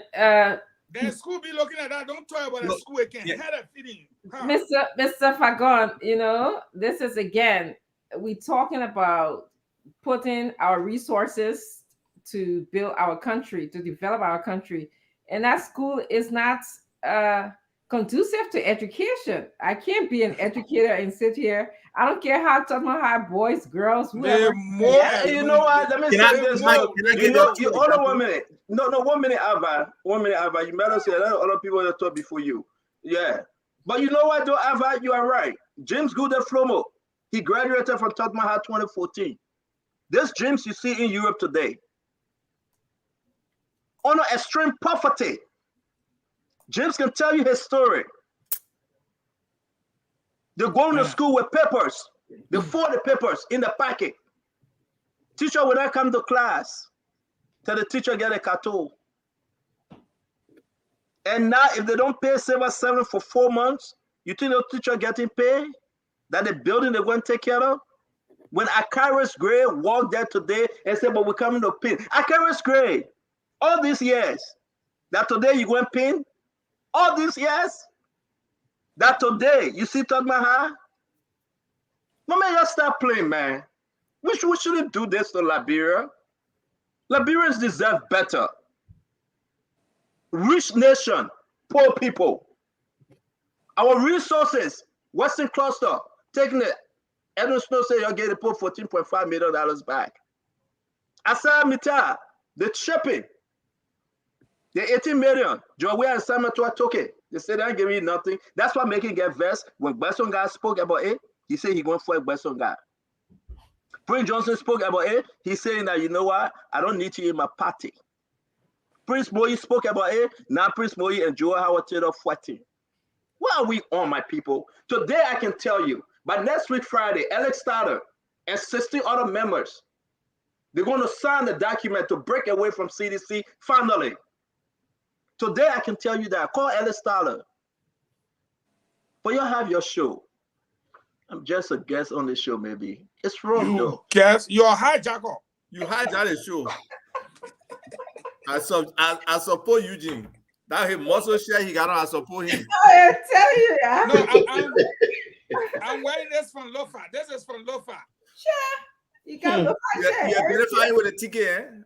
I will identify with that ticket because what we saw today. Amen. Stop inflating. What we saw today, we saw September 2017. Let me share something with you about this school business. Two things. One, Christmas Day, I sent a gift to a CDC friend. I said, my man, I was on a show last night, and one guy was complaining that our major educational priority is to pin Tubman High, as it has not been painted since it was built. Wow. Could be a great school project, LOL. He said, wow, it is true. It needs painting, but we have just about all the paint needed. We'll start painting shortly. I said, great. Make it a student-led effort, if possible, to save costs. That's one. That was Christmas Day, December 25th. They have not done it. Before that, we have suggested, because I think they still got barrels there in the children bathroom. Amen. Seriously, I don't think they have running water. We offer a project where when NOCA, even when you can ask Amola Mame, they approved the project, they never funded it, to actually put a borehole well on that campus to pump in water, then start a little agriculture project on the side that could even help with the feeding, you know. But why would you give that suggestion, Ava? They got to demolish the building. That building is still one of the strongest buildings in the country, though. No, Ava, let's stop there, Ava, my brother. You know what's going on here. What is VS talking about? When was the building built? Ava, that building got to go. But I understand what you're saying. For now, TLC. They're not building the building with a forced steel rod in Liberia that may be cracking and breaking down in the 10 years, 15 years. That's another thing we got to watch out for when buildings start falling down. Yeah. So actually I wanted to just give my thoughts about what I saw today. And then we can also go to you, Ava, to give your thoughts about what you saw today happening in Liberia. You know, I was in and out like Sadamatu. I want to join the Unity Party for a successful celebration of the VP selection. It sounds like they got a lot of people out there to celebrate this event. So I believe it was successful. For those of you who follow crowd politics, I think we started off the show and you guys have seen that I'm consistent with not following crowd politics. I'm about substance. I really want to know what JMB said today. I had trouble. Yeah. Sadamatu, thank you for validating what I was experiencing. I had trouble hearing him and understanding what he said. And maybe you can relay. I was looking for the text message. Maybe it's in our chat room, but I didn't get it. And then I heard a little bit about what Kuhn said. This is kind of what I want our conversation to be about. Kuhn, and I stopped listening when he said I was destined. He said something like, I wasn't chosen by God, but the word, so I stopped listening at some point when you were saying, making a word between chosen and choosing or something like that. And then you won't correct it, man. You won't correct no, it. No, I'm not correcting. Because that's in our own face, but but she says you heard it. They say the right thing. The woman said she didn't know. She won't correct the man English. That's why you can correct it. She I didn't. You get that degree. Correct it. She won't correct the man English. Stanton, what else? I stopped listening when the man said he was destined to be vice president because destination alone is not what's going to solve our Tubman High School problem. So but that's what the man say. Ask me what the man say. Well, you account your turn will count, then you will tell your own. But let me talk my own right now. Papa, you know, I got agreement on this show that you tell your own. I talk my own. So I talking my own right now. When it come, when your time comes, you tell your own. So you know that. So anyway, you know, I kind of the theme that I saw today going. There's about three things I saw going on today. One was loyalty. Loyalty came out big in this whole thing here. Who was loyal to JMB and who was JMB loyal to?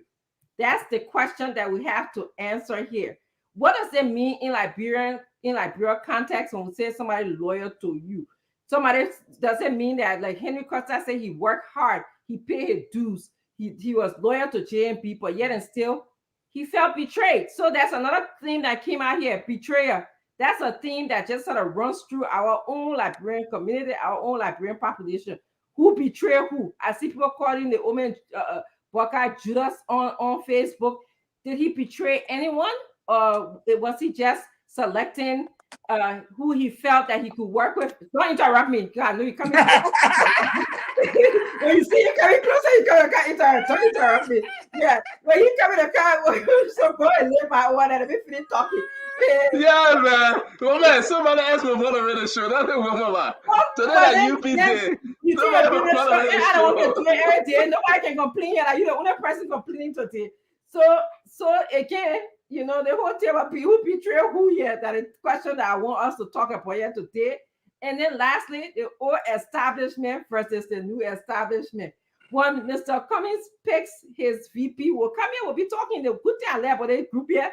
We're very objective. We can talk as we see it. Nobody here will say, oh, because I like Mr. Cummings, I will not say what, you know, will give him ideas for development or room for improvements. Nobody will say here. Just how we talk about Mr. Vice President Booker, Ajah will talk about Miss. Whatever, whoever wants to say whatever. The man said that. The man said he's taking you to what again? A heading then. That's what Joseph was saying. You know when people say a heading, why would Vice President Booker hurt me? Why not? You see, I'm sitting comfortably here. Why would that hurt me? Just a point of correction. Jeremiah Kun said he gave the story of Jesse when the prophet Samuel went to the home of Jesse, and then Jesse brought all his 12 sons. Samuel said, none of these people didn't fit. The oil would not pull. Then he said, is there any other son? Then he said, oh yeah, he in the field minding the sheep. They said, send for him. And when they sent for him, he came. Samuel said, that's him. Anoint him. So he said, what you saw, a lot of people was there before me. I don't make it a secret. But like the story of Samuel in the home of Jesse, I was sent for. I received a call 2 a.m. in the morning that you are the one. He said, so I'm happy, but I'm sad because it's unbelievable that today I am the chosen one. What you see here today is destined by God. That's what he said because he did not expect it. That's what I said. I heard. So I was not wrong. He said you are destined by God, right? He said it was destined by God. Okay, that's fine. But to me, there's a lot more than destination by God. Not that God. But Eugene, where your point? Oh, Papa, can you come to Canada? My relationship with God is between me and God, not between me and you. Anyway, I know that's right. Yes. Ava, let's please go to Ava talk. Ava, please tell about what I saw today. Yeah. Why are you laughing so? Because I think a lot of things came into play. I think what VP Boycott did, drew the line in the sand. Now it's about who climbing over, or who would try to straddle, or who would try to stay on his side. Because there were many balls in terms of potential candidates he was juggling. What are the emotions after this event? But Eugene, I just want to ask, were the Papi really sleeping when Kun was talking? How the Papi will sleep after he so anybody can just fall asleep in less than 2 minutes? I have friends who can do that. I have old friends who can fall asleep quick. That was brought Ava on the show today. Papa, to answer your question, no. Okay, all right. Thank Papi you. is always reading his notes. Okay. And he always have problem with the dull students because when they see him reading, instead of talking about reading, they're scared of reading. They can always say he's sleeping. But nobody saw people in here. But anyway, let's leave that part. So what does she read his speech from? And you see, it say Pam. Back to the always issue. Use his phone. If you're not using a phone, he uses a sheet. I mean, Eugene, that CDC defense thing you're doing, don't do it, Joseph Boyka. We wanted Papi to be straight. So what you want to say about Joseph Boyka? He was sleeping. Any question you asked me? Yes. It needed a simple answer. Let other people talk now. Let other people talk. So my point is, this particular, selection of his running mate clears the field, and now it's up to the ANC and to any other opposition out there to balance out and see what the opportunities are. My thoughts, I believe, will be strategic, so I won't make recommendations. I will just say the sentiment I received from a lot of people today, they were very disappointed with the vice president's choice. They felt, like she said, loyalty was an issue. They were disappointed with his choice. They were upset that he dismissed the two people basically who have been standing with him, running with him, who were choices, and he didn't select them. Yes, it's ultimately his choice to make that decision. But sometimes people feel certain things should come into consideration. Having said that, if that ticket becomes a tribalistic ticket, it's a strong ticket to fight. So I hope people are prepared to challenge that ticket from a political perspective. I have a quick question for you before you land. If you said people were very disappointed with the choice of the vice president, comparatively to the crowd we saw today, are you talking about the people in the diaspora who were ANC were disappointed? Because No, the crowd not. we saw today, Uh-huh. they're not disappointed crowd today. But what estimate of that crowd? 10,000? That 10,000 human beings you saw today. I'm asking you. That 10,000 human beings you saw today, that stadium crowd there. But that Richardson do your show now. That's if I gonna show, man. We got Remy want to speak, and we got look at the spacing among the crowd. And look at that one. Look at that one with your 10,000. Look at the spacing among the crowd. How many? They want a 10,000. Jeff to the show. Say you here. No, because something I'm doing here tonight, right? Something I'm doing here tonight. The people that name that ticket. Get some.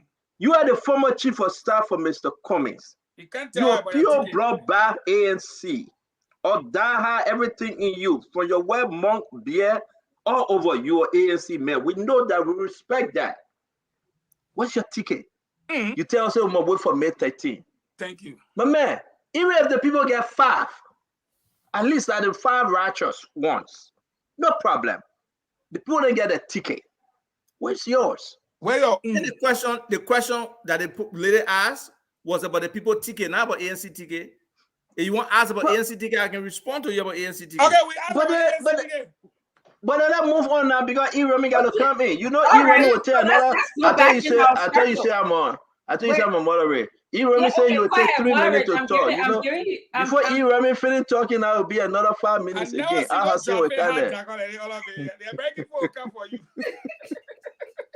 Go ahead, moderator. Iremi. You know, I just wanted to come in and say I have been a witness to the ambassador in public occasion where he sits, and he actually shuts his eyes. But he has this skill that I've from my own perspective, he tends to capture that way. And then he regurgitates after everything. I was at an occasion at the stadium there, Samuel Kando Stadium. We had a program there, and he was there. Was sitting up front. I was sitting by him, and he actually he doesn't nod. Right, he doesn't nod his head, but he sits there. So if you look at Fadika, what he doing right now? Fadika sleeping. Everybody look at Fadika. Is Fadika sleeping? They always say I'm sleeping. They all I don't be sleeping. Let me say something to you. That's how the Omen comes in. That's a gift he has. We can take that from him. Iremi, it's okay. Listen, Iremi, you know what? I will tell you something today, and that thing will go down the line. And every Liberian listen to us should listen well. You like it? You like it? There's a reason why JMB stay alive today. I do believe whether JMB sleeping, whether Cummings, whether Tewan Gonglo, one of them, Madela Cooper, in their weak ways and in their weakest mindset, they are too strong enough and they will change Liberia. If that's all you get, that our old man close the eye, but he not close now we're speaking away, eye open. He will change the country if elected. Let's move on. Let's talk about substance. Let's talk about what you bringing to the table. JMB not get here one person by him with 5 righteous people. Let's see Mr. Cummings on. And let's make that argument. Forget about sleeping now. No. I just wanted to put that to rest from my own observation, right? Yeah. But in terms of I think if Cummings should do anything, he should allow this moment to die down. You understand? Other than that, his pick will be less substantive if he goes on now to start talking about his pick, because I think let this moment die down. This euphoria. I was impressed with the crowd. I tell you, you can't take that away. It was well attended. Sometimes I was just looking at the crowd and saying, how many of those people really registered to vote? This was a fanfare. This was a jamboree. People came out to hang out. But the way how the voter registration process went, something that kept knocking my head. How many of those people actually registered to vote? Or they were just hanging out there because the crowd, that was where to be at that particular time. But regarding the pick, I still believe that there's some international dents on that pick based on proximity to Prince Johnson.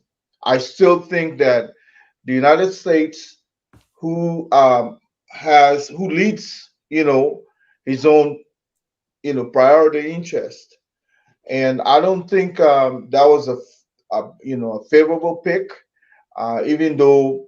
Greg, I don't want to interrupt you, but you know how Prince Johnson said yesterday, put it down so our old man can understand. What do you mean by the dent from the American government or whatever?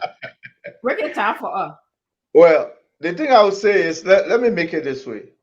Prince Johnson would like to come and hijack the moment that he's not a priority interest in the minds of American foreign policy.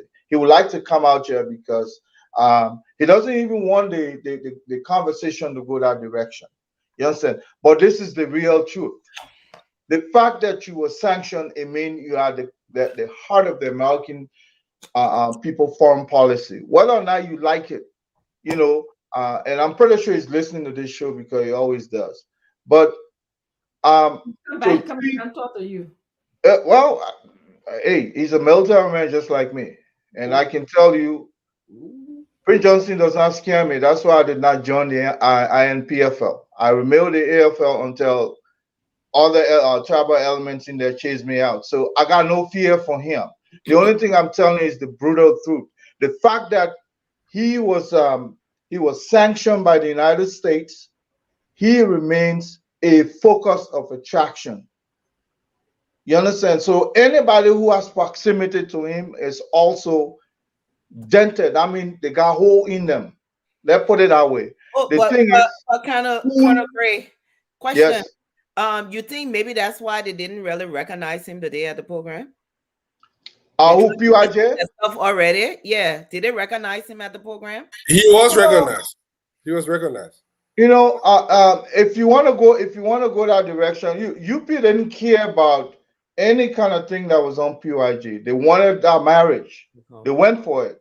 And I think I heard, they gave him like the center stage, because they know he calls the shot.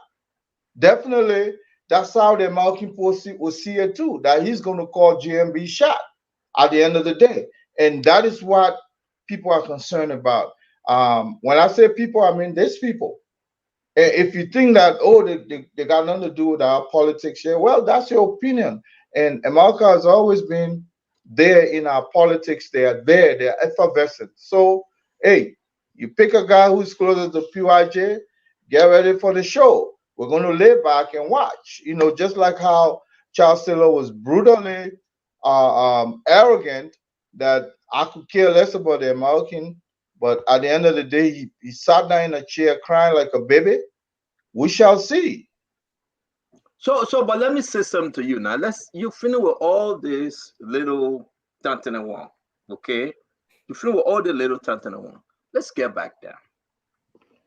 And we will make the case, because we understand there was something about Prince Johnson that every political leader, they had to go to Prince Johnson.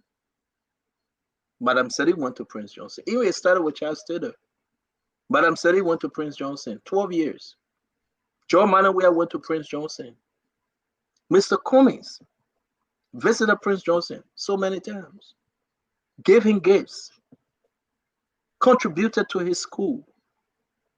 Mr. Cummings, sister, I beg you, please. If I'm going to go on, if I'm going to come back. But don't Mr. Cummings, 2016 yet. 2016, 2009, 1822, Mr. Cummings visited Prince Johnson. And he also Mr. Cummings, MEU and Limac. So you want to take my time now? I want to ask Iremi Gray a question. Let's talk about the substance. Joseph Yima Boaka get his ticket. He get Jeremiah Kuhn now. UP, they done, they're moving. You would do all they want about Prince Johnson. But I was the same Jeremiah Kuhn, Cummings, were negotiating for. Do you know and I will say this today, maybe Cummings met Jeremiah Coon on 2-3 occasions. If Ava want to say the truth, Ava will say the truth tonight. No. From what I heard, Do you he know? never. No. He never wanted to call him. But listen now, let me say something to you. Ireme. He never wanted to call him. Ireme. How about you mute? Yeah. Let Ava remain mute, please. Ireme. You are not. You are not. What a point you trying to make? You are not there, Ireme. I'm there. Only time come and see you and hear you when you come on Spoon Talk. No. There. I'm there. Stop this thing. No, you can tell Cummings. Cummings can watch it, you can tell him. No. But let me say something to you. Ireme, listen to me and listen well. It is important for us to know. Mr. Cummings met this guy Jeremiah Coon. No, don't he go met there. Mr. Cummings met Jeremiah Coon. Ireme, don't go there. But what is the so point let me move making? on. You know the reason why I cannot deny it because I'm saying the truth. So, you are not there. I'm saying my that? point I'm making, my point that I'm making today. That? Because Jeremiah Coon himself told me that he has never met with him. He has never called him before. Okay. You know what? You the corner. You the corner in the. I want you to believe me.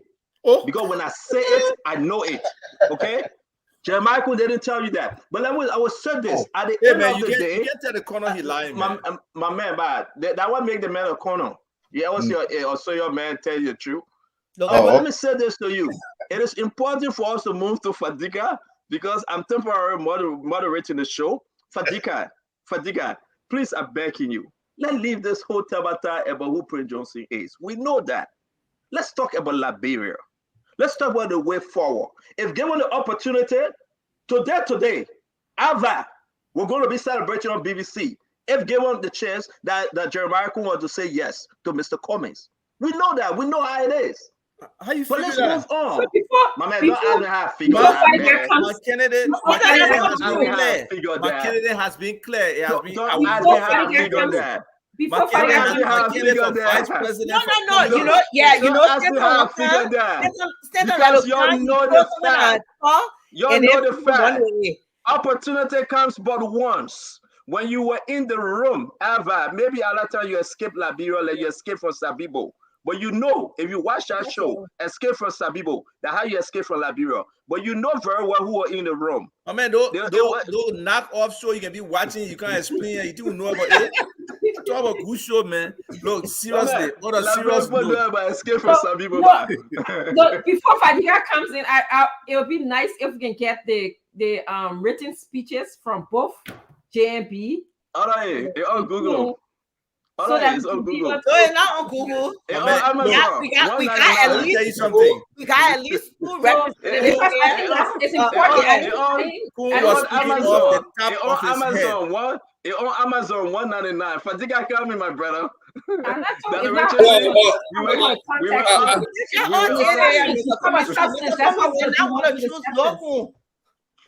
ahead. Y'all be saying that on the show, Mr. Cummings will withdraw from the race. Because you ain't got nobody to give him. You ain't got nobody to give Mr. Cummings. Y'all be saying on the show, Mr. Cummings will withdraw from the race. You said it and I believe it. The man didn't jump in the race to get out of the race. He did not walk through. Yeah. Will be on the show. Mr. Cummings will withdraw from this race. When Mr. Cummings is ready to announce his VP, he will announce his VP. He's not going to be pressured by people just trying to create some kind of problems. They are not pressure somebody else.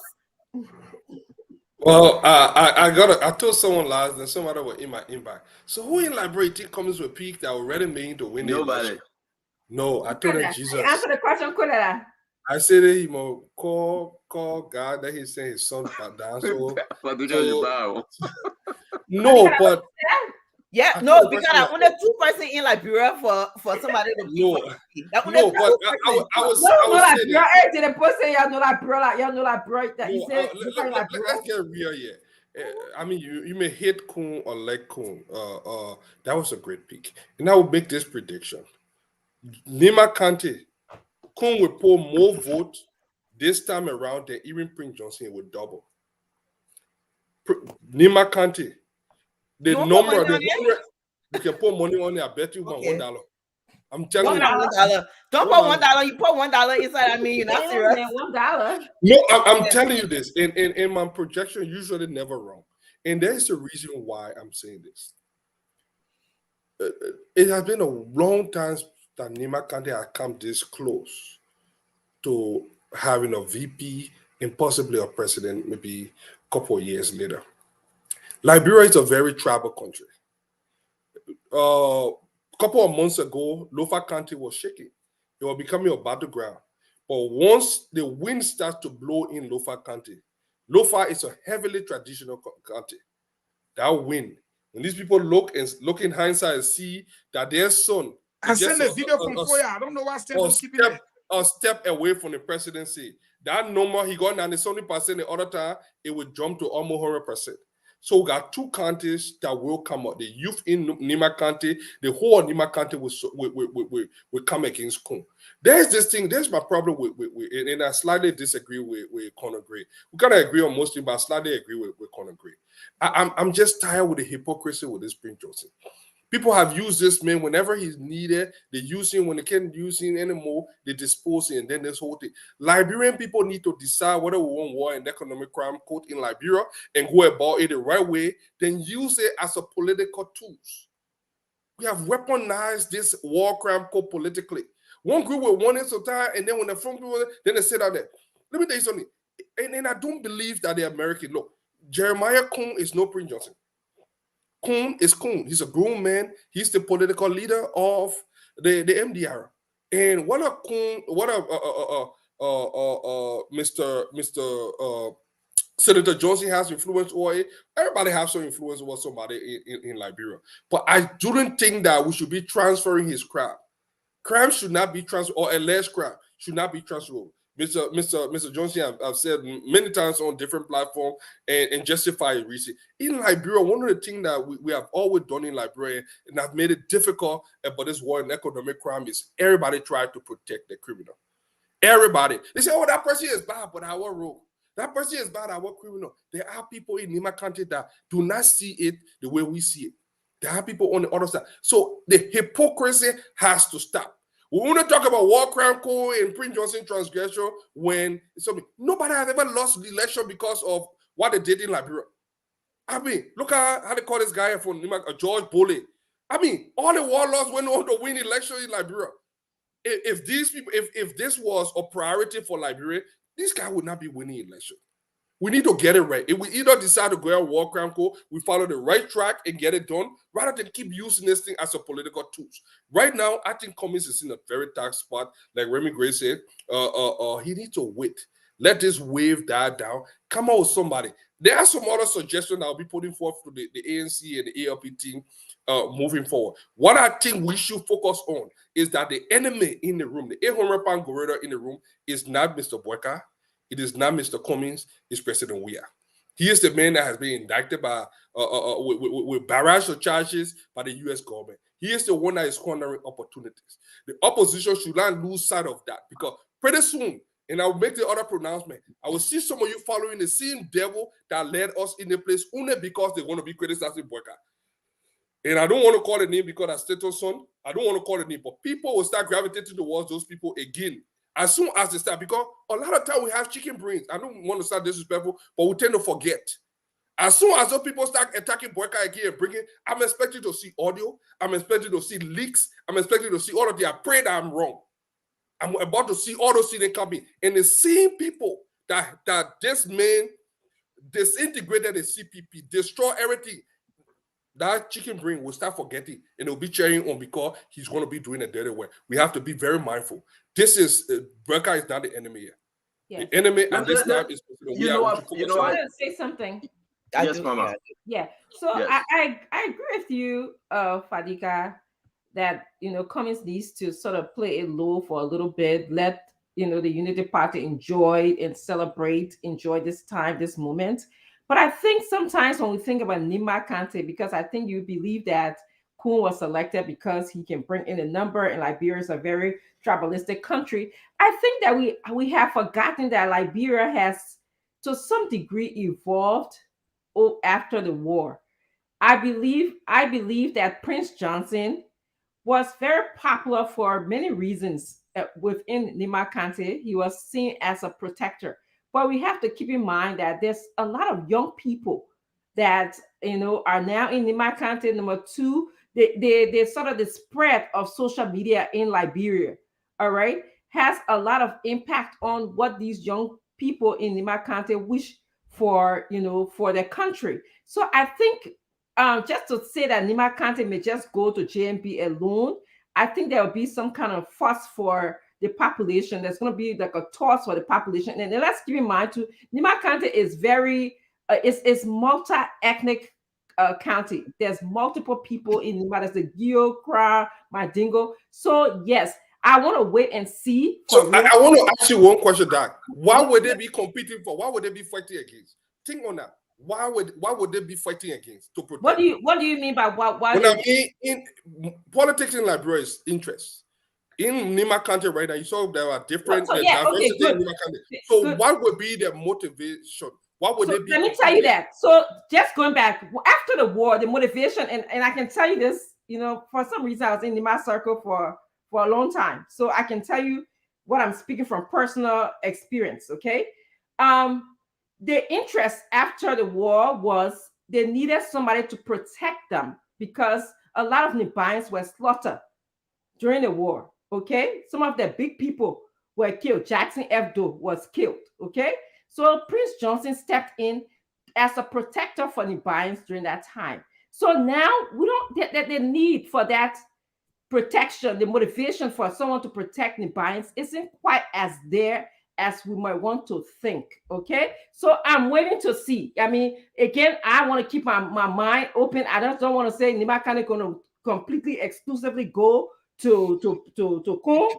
We have to understand the dynamics. Kun himself has said he's not Nima 100%, right? He said he got Crown blood, he got Bassa blood, and all these different things, okay? So the other thing that I think that you were talking about, you see, Liberian people were traumatized, okay? And we didn't take the time to rehabilitate Liberians to know what to vote for. So when people like Boley won the election, they said, the warlord won. There's a reason why the Liberians were fearful, okay? Now, I think to a certain degree, our eyes are opening small. We are learning. Like you got to show like Spoon TV and other platforms that have educated Liberian people. Social media have done, I think, a lot. Most Liberians got cell phones, so they know how and what's going on in other parts of the world. So I just wanted to add that part. Thank you very much, Dr. Richardson. But I'm laughing. Man, we got to go to Sister Salamatu. One clarification. My clarification is that what would the ambassador of the United States be saying today? That was why I brought the proximity of Kun to PYJ. What would they be saying today? Are they saying that, oh yeah, this is the right pick, or or this is the guy that is going to foster Prince's ambition going forward? They will be saying that crimes are not transferable. They're not transferable. That is not a clarification. Guys, we got to go to Salamatu. Let's respect Salamatu. They're not transferable. Guys, let's respect Salamatu time. So yes, we're hearing this concept that crimes are not transferable. Yes. Crimes are not transferable, but when you select a VP candidate, we expect that our VP candidate will preside over the Senate, and he will have to decide issues relating to TRC, and we will want to know where he falls when it comes to the TRC. So when this crime that we are talking about crimes relating to the TRC, or to the war and corruption in our country. So we're not saying that Kun, was involved in the TRC. However, if he gets selected as the vice president, he wins, he's going to preside over the Senate. And of course, Liberians will want to know where will he side. Organize a debate and ask him. So guys, let's go to Sister Salamatu. Thank you. Thank you. Eugene. Let's go to Salamatu again. Let me just share something. I hear they're trying to dangle Minister of State in front of Costa Faso. Tell your get out from here. I'm talking seriously. You say get out. Get out from here and go find Mr. Kwame VP. Outside about to talk to us, yeah. You man, man. Because too many get out. Because of my man. Because of my man. I'm telling you. My man. Man can talk all. Man can talk all. Sorry, about to talk to us. Okay, yeah, you know what, Dr. Richardson, you're hitting some key points that I wanted to make regarding people voting for Nimba County versus people voting along tribal lines in Nimba County. Okay, we know Prince Johnson is a player, but we also know within the past like 2 elections, the numbers have been dropping. And like you said, even though people don't want, we look at history, we don't like history. We look at data, we don't like data. We just won't sit down and say, oh, you know what? I am this political genius. I know. Things are changing in the county of Nimba. The one thing I would give CDC. CDC is an expert at chaklaing. CDC went to Lofa and they looked at not chakla the whole thing where they want to make sure that majority of the votes does not go for one person. They look at Nimba, they go, CDC is a factor. You go all your can down, they're a factor. They are they good at chaklaing things. I mean, we're not seeing a chakla or government. They looked at some counties and they decided they would chakla it. Lofa was the only county that Ambassador Joseph Boyka actually won, right? Overwhelmingly, that was his county. From what I heard today, the things that CDC are doing in Lofa, we're sitting here making up, blah, blah, blah, blah, blah. CDC is working their way in Lofa. Let me help you, Salamatu. Stop talking to Kev Hassan, please. Number one, I have not talked. You and Kev Hassan need to stop going to marketplace and swallow fufu. First of all, but finish up. Yeah, because you're gonna sit down. You're gonna sit down and elevate. CDC love to scatter tea and they scatter their own CDC. They have turned against themselves. Please step back. My man, you really hijacking this show. You argue with everybody on that point. Everybody. Step back. That's Salamatu. Step back. Step back. What are around? Salamatu that my niece. We'll send Santa in the bag, man. Yeah, I said good day. I in the back. Yeah. So all of these things that we are talking. Thank you. CDC, you cannot discount CDC. CDC is working. They're working. They may not be as popular as they were 2017. Where is the video from Foya today? Okay, yeah, man. I trying to find a video from 2017. No, put it in the chat room and I'm looking for the video from 2017 when we knew we had one. Text Salamatu, why y'all muting me? Yeah, that's Stanton. That he. No, I'm muting nobody. Play Fangong for your video, man. Yeah, no, let him finish. Let him finish. I will find my own video from 2017 and I'm gonna play it because 2017 we had a tsunami in Morovia. And I knew for a fact that we have won the election. So crowd, it doesn't move me anymore. It does nothing for me because I've seen it. I've seen it in 2017 and I've seen it in 2011. It does not move me. So I go back to the counties that everybody is jumping on. We look at the Nimba factor. We know PYJ is a factor in Nimba. Do he have the same clout that he may have had in 2011 or 2017? Possibly not. And I think what Dr. Richardson was trying to explain is that you have a different generation that's growing up. There's a lot of people in Liberia that don't remember what happened 10 years ago. There's a lot of people that don't remember what happened 20 years ago. And I'm sure a lot of people who don't remember, who don't know what happened in Liberia in 1980. That's a lot. I encountered them a lot. I had a woman tell me over land dispute that she was on that land, government land since Liberia was founded. We asked her when, she said 1990 something. So I have worked in the communities. I have talked to the people. Again, nobody might let the background here fool anybody here. Yeah, it's just that right now I'm not on the ground, but I've been on the ground. I've talked to people. I work in the communities. Okay, so all of us know a little piece about Liberia. All of us, we know a little piece about Liberia. CDC is working. Why the opposition is fighting each other, selecting VP and moving around, CDC is working, and we cannot overlook that. And their job is to look at some of the places where they feel that the opposition, whether it's Mr. Cummings or whether it's JMB, will have leverage on. Their job is to go there and scatter it. And they're doing good. The news I got from Lo-Fi, it wasn't just in one area of FOIA. The news I got from Lo-Fi was not something that people have just started working on. Those boys, they are working in Lo-Fi. They're not sitting idle. I digress. Oh, Salamatu, before I go to our brother Eugene, then after Eugene will come to Ava.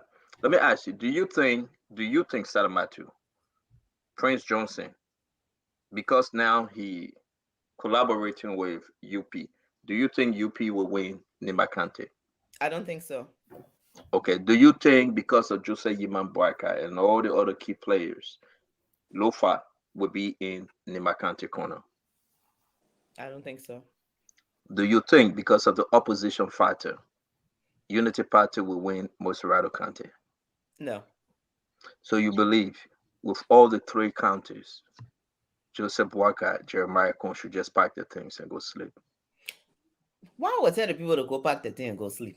Yeah. If they can't win, if they cannot win, if they can't, if the reason why I'm saying that if they cannot win Lo-Fi, if they cannot win Lo-Fi, if they cannot win Nimba, if they cannot win Moserado, so what are we talking about? And that the same thing that happened in 2017 when we believed. I just decided to ask you a straightforward question. No, wait, Stanton. We believe in 2017, based on our crowd, the tsunami in September 2017, that Joseph Boyka had won the election. Pretty much first round, right? When CDC saw our crowd, should they have packed their team on and go and sit down and say, you know what, we done? Is that how people operate? And you want me to come sit on the platform, the largest platform, and say something like that? No. Matthew, there were so many irregularities in that election. But I'm going to just move on to Fagon. Fagon, you listen to Sister Salamatu. Assistant Minister under the Madam Salif government.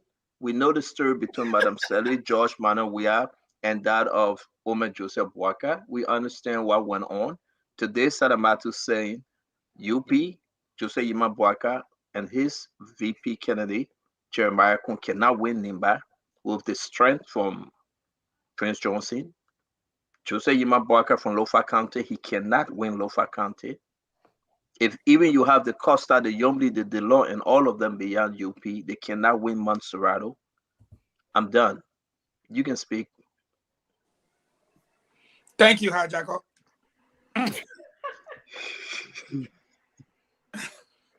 You know, Eli brother said the armed robber came to steal the poor horse, and the lady girl, after they beat them down to the floor, she woke up. She rather wanted to drink, so she said, Uncle armed robber, please let me drink small water from the barrel. The armed robber became my uncle. But let me say to my fellow panelists, you need to understand Liberian politics. Just as you saw, they say, George, we have 114 county, but he couldn't take Lo-Fi. That Jehad right now, he will not take Lo-Fi. And there is no way he will take Nimba. And I can guarantee you now, I'm telling you all again, he will not take Bapolu, Bomi, and Cape Mount. And with what Prince Moise said, Dr. Henry Topa, Jeremiah Slontel, Henry Yala, and all those people, he will not take Bomi. And if you come down into the Baswa Belt, given what we're understanding and knowing so far, he will not take Makibi, he will not take Baswa, he will not take River Cess. Keep talking, your friendship spoiling small between you and Salamatu. Just keep talking. When we go to River G, we're coming with St. Jonathan Bocha Sebwe, he will not take it. And Maryland now is between James Barney and Alex Kumis. So we have got no fish to fry in Maryland. And given the video I gave to Stanton of the deputy speaker arriving in Sando, Nobody there hello blue except one guy who was behind Fonati. Because the people say this, their son, Mabutu Nyimpa, they're not for nothing. So when you look at Liberian politics, I didn't put Monserrato there.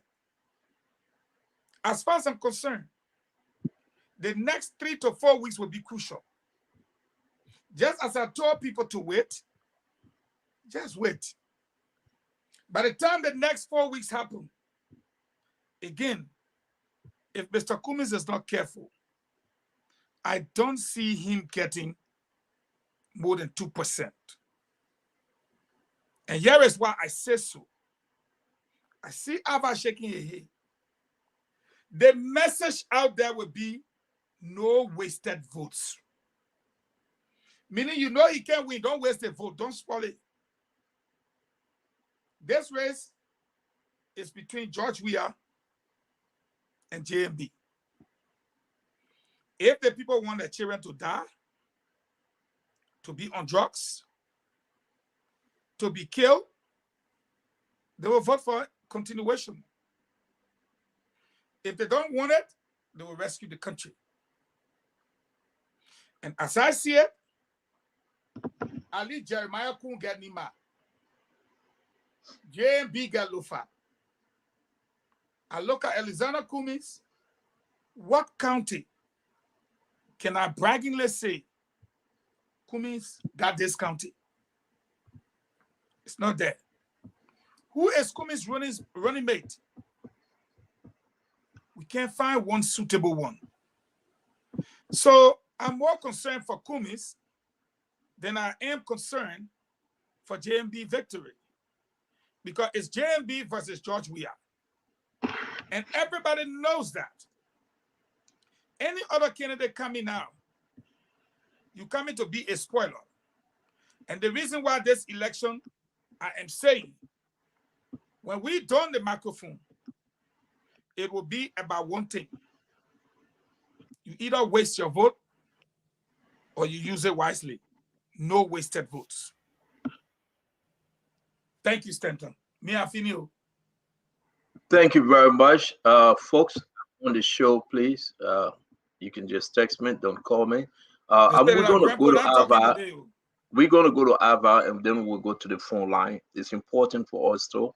Again, let me announce Prince Johnson, like always. He's going to be our regular panelist on this show. He will be calling in tonight. He want me to tell you, Remy Gray, he heard what you said. He heard what Sadematu said. And he have a response for you guys. Mr. Tupa, Ava. Yeah, sometimes Eugene reasoning, he just woke up from sleep, they extracted his brain, and they just say something. And now why you can come to pass? Why you there? Don't say nothing. Now why you come to pass? He got his senator methodology. Now his senator playbook. Now he come with don't waste vote playbook. Yeah, you have determined who wasting the vote, who not wasting the vote. That only 2% will vote for.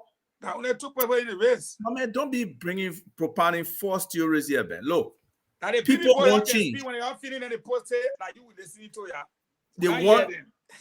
The one thing you got correct, that the criminal government we have today, that the people tired with this government, the people want something different. But the rescue mission, they even got anything in the engine to take off before we can rescue. What are you rescuing? You in bed with a fake opposition person. Oh, Prince Johnson, opposition? Because you're not in bed with Jeremiah Kun. You're in bed with Prince Johnson. Is Prince Johnson opposition? Prince Johnson coming for you. Oh, I would deal with Prince Johnson. I would love the opportunity for us to be on the platform together. I would deal with him. The man is a accused war criminal. What can he say to us? He's going to be in jail. This man's supposed to be in jail. Seriously. But when you are chief of staff of the man, you are chasing to be in your boat. I would chase Prince Johnson. Are you dumb? You did it. But watch your language now. Listen, Ava. Watch your language on your fellow panelists. You're right. Yes. I apologize, Eugene, but don't allow me, please. No, but y'all get a man 50,000. Don't say your. Don't say yo. Mr. Cummings made that donation to his school way back when. Who got a school? Well, now, I said his school. Obviously, that Prince Johnson's school, but he made it to the school, not to him. If you say he stole the money and put it in your pocket, tell us. They didn't see the money you gave. Okay, then so he donated it to the school. Mr. Cummings donates decent education. My man, let me speak. I didn't interrupt you when you spoke. You're not interrupting the me. The only thing you can do is interrupt. You're not offering substance here, Eugene. You're just offering. Talk about the 50K, you get it, man. Y'all get it, man. 50K, you are cheap as stock. Agree, it's documented. They're getting 50K. What's your point? My point is, you giving this man that you calling war criminal, blah, blah, blah. You gave him 50K. What do you think he will do with the money? Oh, he will go kill more people? Anyway, back to the point. Cummings Back to has Is it a bad thing to make contribution to school? Mr. Cummings has consistently made contributions to the Which one of the ANC speaking? Eugene. Eugene spoke. Nobody interrupted him. I'm speaking. 5,000 to pin the building and do something. He go get 50,000 to a brand new school. You think we blind? Brand new school? What the school got? What the school got? Tell me, I got a lot of good people that have graduated. No. We're not talking about Tubman High. They can come together and save their school. Prince Johnson School is the most modern school in the country. Have you seen it? The most what? Modern? Modern. M-O-D-R-N. Ara, what you putting first Ara there for? Don't spoil your name, man. I beg to different. Heritage School is the most modern school in Liberia. Modern. My man. When Eugene comes with conclusive and categorical statements, he got somebody here who can check him. Somebody 50,000 Tubman High School building getting ratty. Again. Yeah, but Mr. Falcon, we left Tubman High. We gave to the other schools. We left Tubman High for JNB team. Well, I think the thing here is the hypocrisy. If this man is bad, why are we working with him? Why are we working with him? If he's that bad, why are we even trying to identify with him? That's the hypocrisy that I don't like. Identify with who? But who is the we? You're using pronouns. You're using pronouns. Who you're referring to?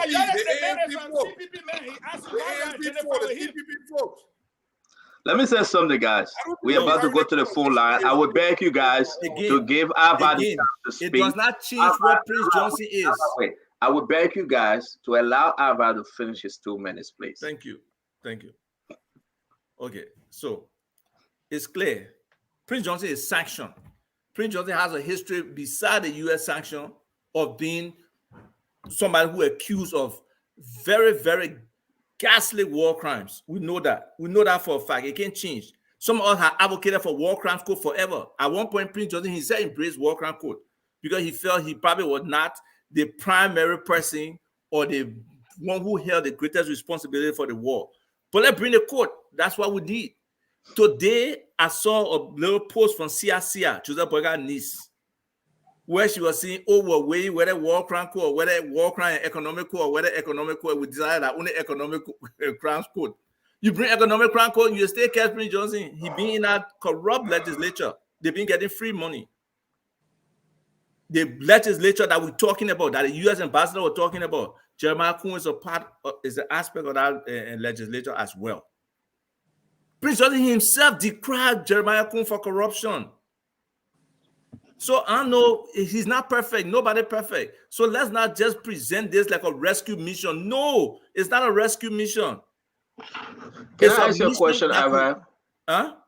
Can I please ask you a question while we move ask on? my question. You're part of the CPP. That is for sure, because ANC part of the CPP. Now, Mr. Cummings is ANC standard bearer. The chairman of ANC, Musa Hassan Belete, who also the chairman for Liberty Party. But what's Salimatu left? I want her to come back. I want her to listen to the question. Got something to talk about, so because it is important for us to note. If it is true that Musa Belete is talking to Prince Johnson, will you change your conversation tonight? No, Mr. Cummings said to be here talking to Prince Johnson. It does not change my opinion about Prince Johnson. I'm a principled man. So, Yeah, you're right. But I'm just trying to bring this No, up. but I'm just trying to make it clear. I've held No, this you're position. right. I agree with you. I agree with you. That's your position. That's your position. I'm just going to this on the party line. Yeah. CPP. I'm not one of those people who say the party right all the time. The party can have a position, I can have a separate position. If the party go and get in bed with Prince Johnson today, and I will still feel we need war crime code for us to put Prince Johnson in jail. If he's but Prince Johnson never denied war crime code. I never said he did. I said one time he even embraced it. I said that, yeah. But you're I getting said, 50,000 and you won't be criticizing the man. But who told you can't get somebody money and criticize them? But why you getting me all that money? Because you don't deserve it. His school deserve it. Like the difference between your two. I know you need that money right now, Eugene. You need that 50,000. Be quiet. I need more than that. That money is small. You need more. The librarian coming call on that line again. They coming for you again. Your rent higher than 50,000. When the librarian calling you? Yeah, we about to take the first call. Yeah, let's because take the call. Prince Johnson ready want to address our dear friend and brother, all of the ANC folks here. I'm LB. I will tell you one more time, Mr. Stanton. All of the CPP folks, I may say. Thank you. Yes. Then we'll take it from that one Prince Johnson's. What did he say? Sweet PP? CPP. I say sweet PPO. I say sweet PP. Yeah, man. You can put us in situation. But let's bring in Diamond. Let's bring in Diamond Slanger. Diamond, please. It's important for us to go to the phone line. We gotta go. We have to go, Diamond. Look, before Diamond comes in, I got a caller that'll be on the line. Go ahead while I get Prince Johnson. Go ahead, Remy. Go ahead, caller.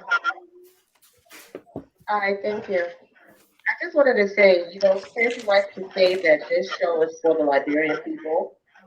And you don't need a war of economics court to see what Prince Johnson has done to this country. I have a 12-year-old daughter. I posted something on Facebook today. She watched the video on Facebook or on YouTube of Prince Johnson killing a sitting president. We don't need war of economics court. My 12-year-old daughter said, Mom, why is he not in jail? And Clark Taylor is in jail for what he did. It's common sense. It's so insensitive that Stanton brings this man on the show all the time. And he's roaming around here. How do you know the people from Napa County don't need rescuing from him? Every time this man is on the show, it is like post-traumatic stress disorder all over again for the people in this country. It's heartening. Just for JMB to win an election, you got to keep tormenting us like this. It's insensitive, and I don't appreciate it. Caller, what's your name? You didn't ask the caller for a name. Let her finish talking. I didn't want to. Let me say something, though. She hung up in tears. Sorry. Everybody entitled to give their opinion, and we appreciate the caller views. Diamond will be going to the phone line. Okay, Liberians, people need to talk. They need to call in. If you want to be part of the show tonight, please travel to Liberia. The cost will be from Liberia. If you have anybody you want to call from your political party, you can take their call. Prince Johnson will be called in sharply. It's 6:24, of course. We got to stop winding down. We're tired. Dr. Richardson, thank you very much. Sister Salamatu, thank you. Isaac Vi, A. Remy Gray, Al Hassan.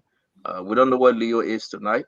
Eugene Fagon, we want to say thanks. And Dama Slanger and all the entire team, including Good Day. Dama, let's go to the phone line, folks. JMB have his rescue number 2. What are your thoughts? Are you waiting for Mr. Cummings or Tawan Gonglo or whosoever? Let's have this discussion. Dama Slanger, please. So we now go to the phone lines, beginning with this person here. Hello. Yeah, hello, how are you? I'm fine. Let's hear you out. Okay, I'm a better cell phone calling phone, Lagasi. Go ahead, sir.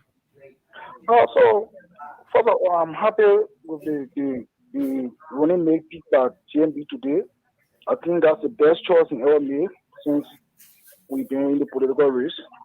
But I just got a few words from my ANC folks in his studio there. You see the deception they always on trying to buy more people whenever they're on a star.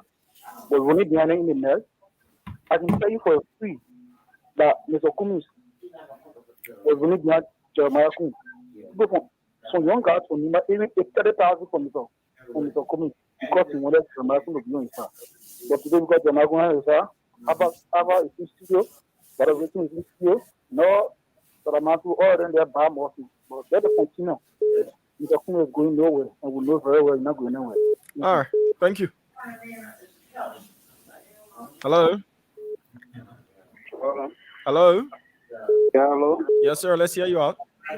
Yeah, good evening to the panel. Good evening to you, sir. Kindly go ahead. Yeah, I have introduction. I'm Kepa Escobar Jr.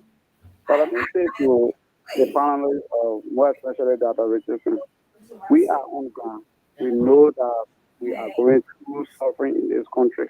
If you go there, eating your hamburger, we know the thing we're going through here. No one wants to rescue us apart from the Nampoka. So you're like, you're tall. You're not tall. You already made our man. So you're just sitting there. Mr. Baka is like president. Thank you. Thank you. Thank you for your input. Hello. Hello. Yes, sir. You live. Kindly go ahead. Yeah, I'm Wood G. The public defender calling you from District number 4, Motorado County. You're welcome. Go ahead. Okay. Thank you. Let me start with this. Few weeks ago, I listened to Honorable Zana Benet Cummings when he appeared on QFN. He promised the Brentford that in March of this year, he was going to announce the running mate. In March of this year, I know that 23, 24, he's waiting for, I don't know, but that's not an issue. I'm using this time to call on my political leader. I'm a libertarian, partisan of Liberty Party, Honorable Yombi Kanga, to amicably stay and support JMB and the Liberian people. So long she was not selected to be running mate, that should not give all the lesson to lead JMB and Liberian people interest aside. To go further, I want to call on Jeremiah Kmakun, a senator of Nimba County that I hail from, to do the Liberian people well because he is already the VP in waiting. No matter what comes or towards them, they will be elected. And I heard someone saying, why is it that JMB is rushing to select running mate? Then why is it that a political leader said in March of this year we're going to announce the running mate? So let nobody be talking about a war crime code. When the war crime code comes today, those that get to go there will go there. But I don't want to believe that someone in Liberia or even outside of Liberia is serious about a war crime code. All right, sir. Okay, thank you. Thank you for your time. We have to take all our callers as well. Hello. Hello. Okay, that person is not ready yet. Hello. Good evening. Good evening to you, sir. Let's hear you out. Thank you. This is Evangelist Otis Call. Do join you from GSO Road this evening. You're welcome. Go ahead. Thank you. I think Liberia interests should be prioritized over our own interest. And it's in the prerogative of the standard bearer to decide whoever he or she wishes to pick as his or her running mate. But I believe that there are a lot of consultations that are done along the way before the standard bearer or whosoever can decide his final decision. But you see, what I observe in our Liberian politics, especially contemporary politics, is that I observe three things. That is the selection of the running mate is based squarely on the issue of population and financial capability. But the administrative aspect is always not taken into consideration on the basis of someone picking his or her running mate. We only look at the population or the country the person comes from or the financial strength of the person. That's what people look at. Because by constitution, the vice president is just 3 feet away from the presidency. Okay, so you have to wrap up your point. So I think we have to look at that aspect very carefully as we analyze the vice presidency to the presidency. Thank you very much. Thank you for calling in. Hello. Hello. Yes, sir. Let's hear you out. Hello. Okay, we seem to have lost that person. Hello. sir. Good evening. Evening to you, sir. Let's hear you out, please. Yeah, my name is Aziz Setu, and I joined the conversation from the most successful district in Mosovelo County, district number 14. Okay. Well, Okay. let me appreciate you guys for the talking point. Let me appreciate the former minister Pacon. I call him the political mercy. This man understand the issue. And let me say to Dr. Francis, you know, it's quite unfortunate. Whenever Dr. Francis comes on the show, she always denigrate Mr. Boyka and that of Prince Johnson. But let me say this: you always say that Kumi is a competent person, but for me, I don't see Kumi to be a competent person. Kumi is novice to our politics, and Kumi have no knowledge, no governmental knowledge within our country. So he is the least candidate in the race. I don't see him to be a competent man. He's not competent for the job that he is applying for. So Stanton, is it call for Liberia? The position that Mr. Kumi is applying for, you cannot be challenged. For a machine, then you go bring a data. So that's like in the case of Mr. Kumi. Okay. No governmental position. So let's discuss Mr. Kumi here. We are happy with the ticket that Mr. Baka and pick a running mate. We are happy with that ticket. We support it to the fullest. And we are on ground. We know what is happening. So let's stop the kind of cheap politics. And actually, with a smile, sir, you are entitled to your opinion. Just Diamond. So, Yes, sir. That call key for Liberia? Thank you. Of course, yes. That person sound like Choppy Charlie. Hello, go ahead. Hello. Yeah, go ahead. Good afternoon, panelists. Thanks to the entire panelists in Spoon, Water Spoon. I'm happy that you're back on board. Thank God for you. I'm one of those that have been praying for you. Am I live? Yeah, you live. Go ahead. Thank you. I like the way the panelists there gave the analysis. I'm from Nima County, to be specific, from Sunny Boulevard District, and also my mother hails from the Grenadier side, which is district number 4 today. And one thing I can tell you is that Prince Johnson going to get the heaviest portion of the vote. One thing, you guys, we all need to know here is that it's not about travel. If you go to Kenya, Kikuyu will vote Kikuyu. We can't rule it out. If you go to Guinea, Fula will vote Guinea. Fula will vote Fula. If you go on the other side, Maduro will vote Maduro. What I'm trying to say, the Nima candidate, they are more sympathetic. So you got to look at Tiawan Gongo. They will get his share of the vote, but it will not be compared to, because while they will come with a traditional fighter, this man that you fight him, you can't fight your father. And another thing is that United Party not going to spend more money in Nima County. Why? Because the poor believe in history. All the country doesn't run campaign in Nima County, they don't spend more than $3,000. No. The Nima Party quick to come together when it comes to one thing. Once they say Nick Alone, they will come to that battle cry like in France when they say Allons enfants, les jours de garde temps vidé contre nous. That's the French national anthem I'm trying to quote to you guys. That's where listen to it. That national anthem for France, what it means. The case, everybody here come together, we are fighting our country. What Prince Johnson going to tell you, this is our time. We have to support this and we'll follow, and trust me, we'll follow him. If you don't believe it, keep it and save it. Thank you. All right. Who's still taking for some Liberia, sir? Let me continue. Should I continue?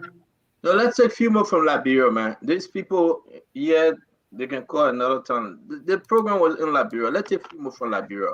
Then we'll do our closing. All right, so the numbers to call. Have our friends then calling. My man, what about Prince Johnson? You say closing again? No, we're going to get Prince Johnson. I'm waiting for the calls, yeah. Hello. Hey, how are you? There's Tobias. We are. You're welcome, Mr. We are. Go ahead. Now, for no sure, not that one. My first time calling. Look, Ava, you are very. I need to be a very smart educator, but you didn't do well tonight. If you allow your boss or your political leader to give 50,000 to a killer, to a criminal, you didn't say anything. In an election year, they play to play. You come here, you say, oh, no, they make a criminal. But your brother gets $50,000. But let me go to the point. I said he's accused. Qualified. Are the ones that are arrogant and God. They don't understand politics. That's why you get the headache in Liberia. The thinking Yakura was doing in school. No one to talk. Yes, you can even get one vote to comment. Officers for comment. Don't understand what happened in Liberia yet. We yet. And today, we came out, we make the message clear.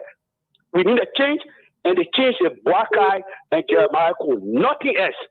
The coming, well, maybe after 2029 we'll think about that, but for now, don't deal. Thank you. Thank you. He sounds so emotional. The way the man saying he was thinking about it, saying, "Are you sure you?" No, yeah, he sounds so emotional. You're supposed to be happy with your choice. You calling that you won't cry. Maybe 2029 or he will think about it. All these people depended on Kumis to go as VP to Parker. Yeah, the other man who said he be president before Mr. Kumis yesterday. Wait, that people are supposed to determine Mr. Cummings on a political decision. Yeah, because I don't voting for him. Oh, for real? Yeah, I mean, I'm calling. He not get some kind of $2 free splash card to go call you and sound like he crying. He's supposed to be happy. And he's supposed to be happy that he's presidential candidate. Understanding the people. She understanding the people. Yeah, you come here, you crying. What are you crying for? But can we get more calls? The people want to call. We have callers on the line already. Hello. Let him go. Yeah, your name and where you go.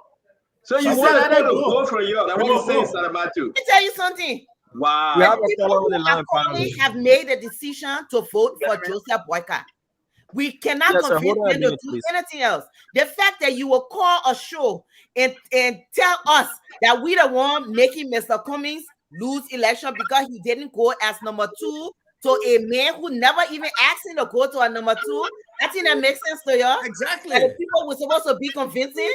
So they should go. No way, man, could they? That caller that called here $2, he can't let him go. I said so. He wants to. Madam Donkey, are you not emotional as well? I have PYJ on the phone. The man crying. You're supposed to be happy. Then you on the phone crying.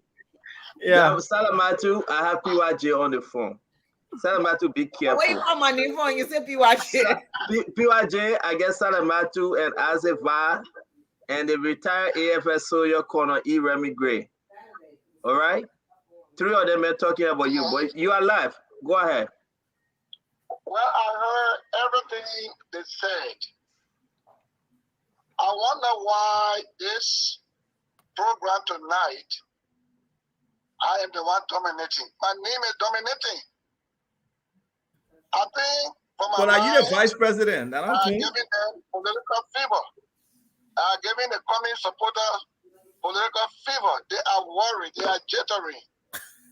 As if I am not a war criminal. I say accused. I say accused. You are. As I gave him chance. You are pushing me to the wall to bad mouth Mr. Cummings, my good friend. I will not. But I will tell you, you should know your history, my friend. How the people on Nima were pushed, slaughtered, killed in cold-blooded chickens and goats. I came and I fought in defense. Everywhere I passed, I provided a safe haven. Typical example, Bushwa Island. I didn't go here on killing spree. And let me let you know, I am not afraid of war crime. Thank you. Bring the war crime. Stop boasting about it. Stop bragging about it. Stop threatening people about it. Let the war crime go come, and we will face it. Another thing I want to tell you, Mr. Wheeler is not going to get up. Look, he's not going to win Nimba. I am still very influential in Nimba. I am the political godfather of Nimba. The people of Nimba listen to me. I agree with that. While we were about to have our program today, Mr. Weir and his collaborators, they were sent to Nimba to build a scaffold in the middle of Kanta, trying to foment trouble. I called upon the radio and called upon all the people in Nimba to boycott those opium smokers, drug addicts, and move on to Jackie's spot and let them celebrate on the other side of Kanta. They were looking for trouble. They are looking for trouble. We don't want trouble. But if they push us to the wall to resist, to retaliate, we will beg them to say enough is enough. We don't want any trouble from CDC. Now, you, the ANC supporters, I beg you, deal with the issue. If I am a criminal and I commit a crime and you got evidence to prove, crime is not transferable.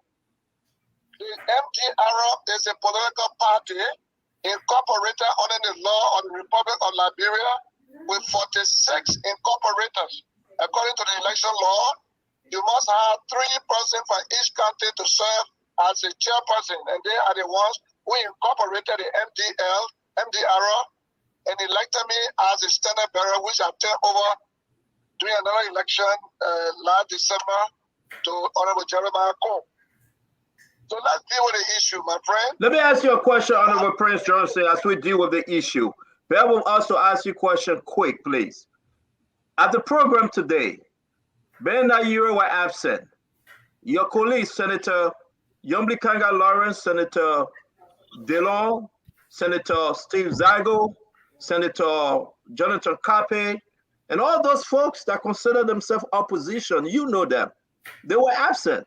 What's your message to Ben Nayiro and the rest of them? Well, I don't know why they were absent. Ben Nayiro, from my understanding, would have wanted to be a running mate to Mr. Boyka. Same thing with Yombli Kanga Lawrence and Costa himself. All of them wanted to be running mate. But you see, the man who is running JMB, or if it was anyone else, that person has a prerogative to decide on his or her own who should be the running mate, and not people to petition. There were too many people like Yombli. She had a group petitioning Mr. Boyka to be a running mate to him in America, even in Liberia.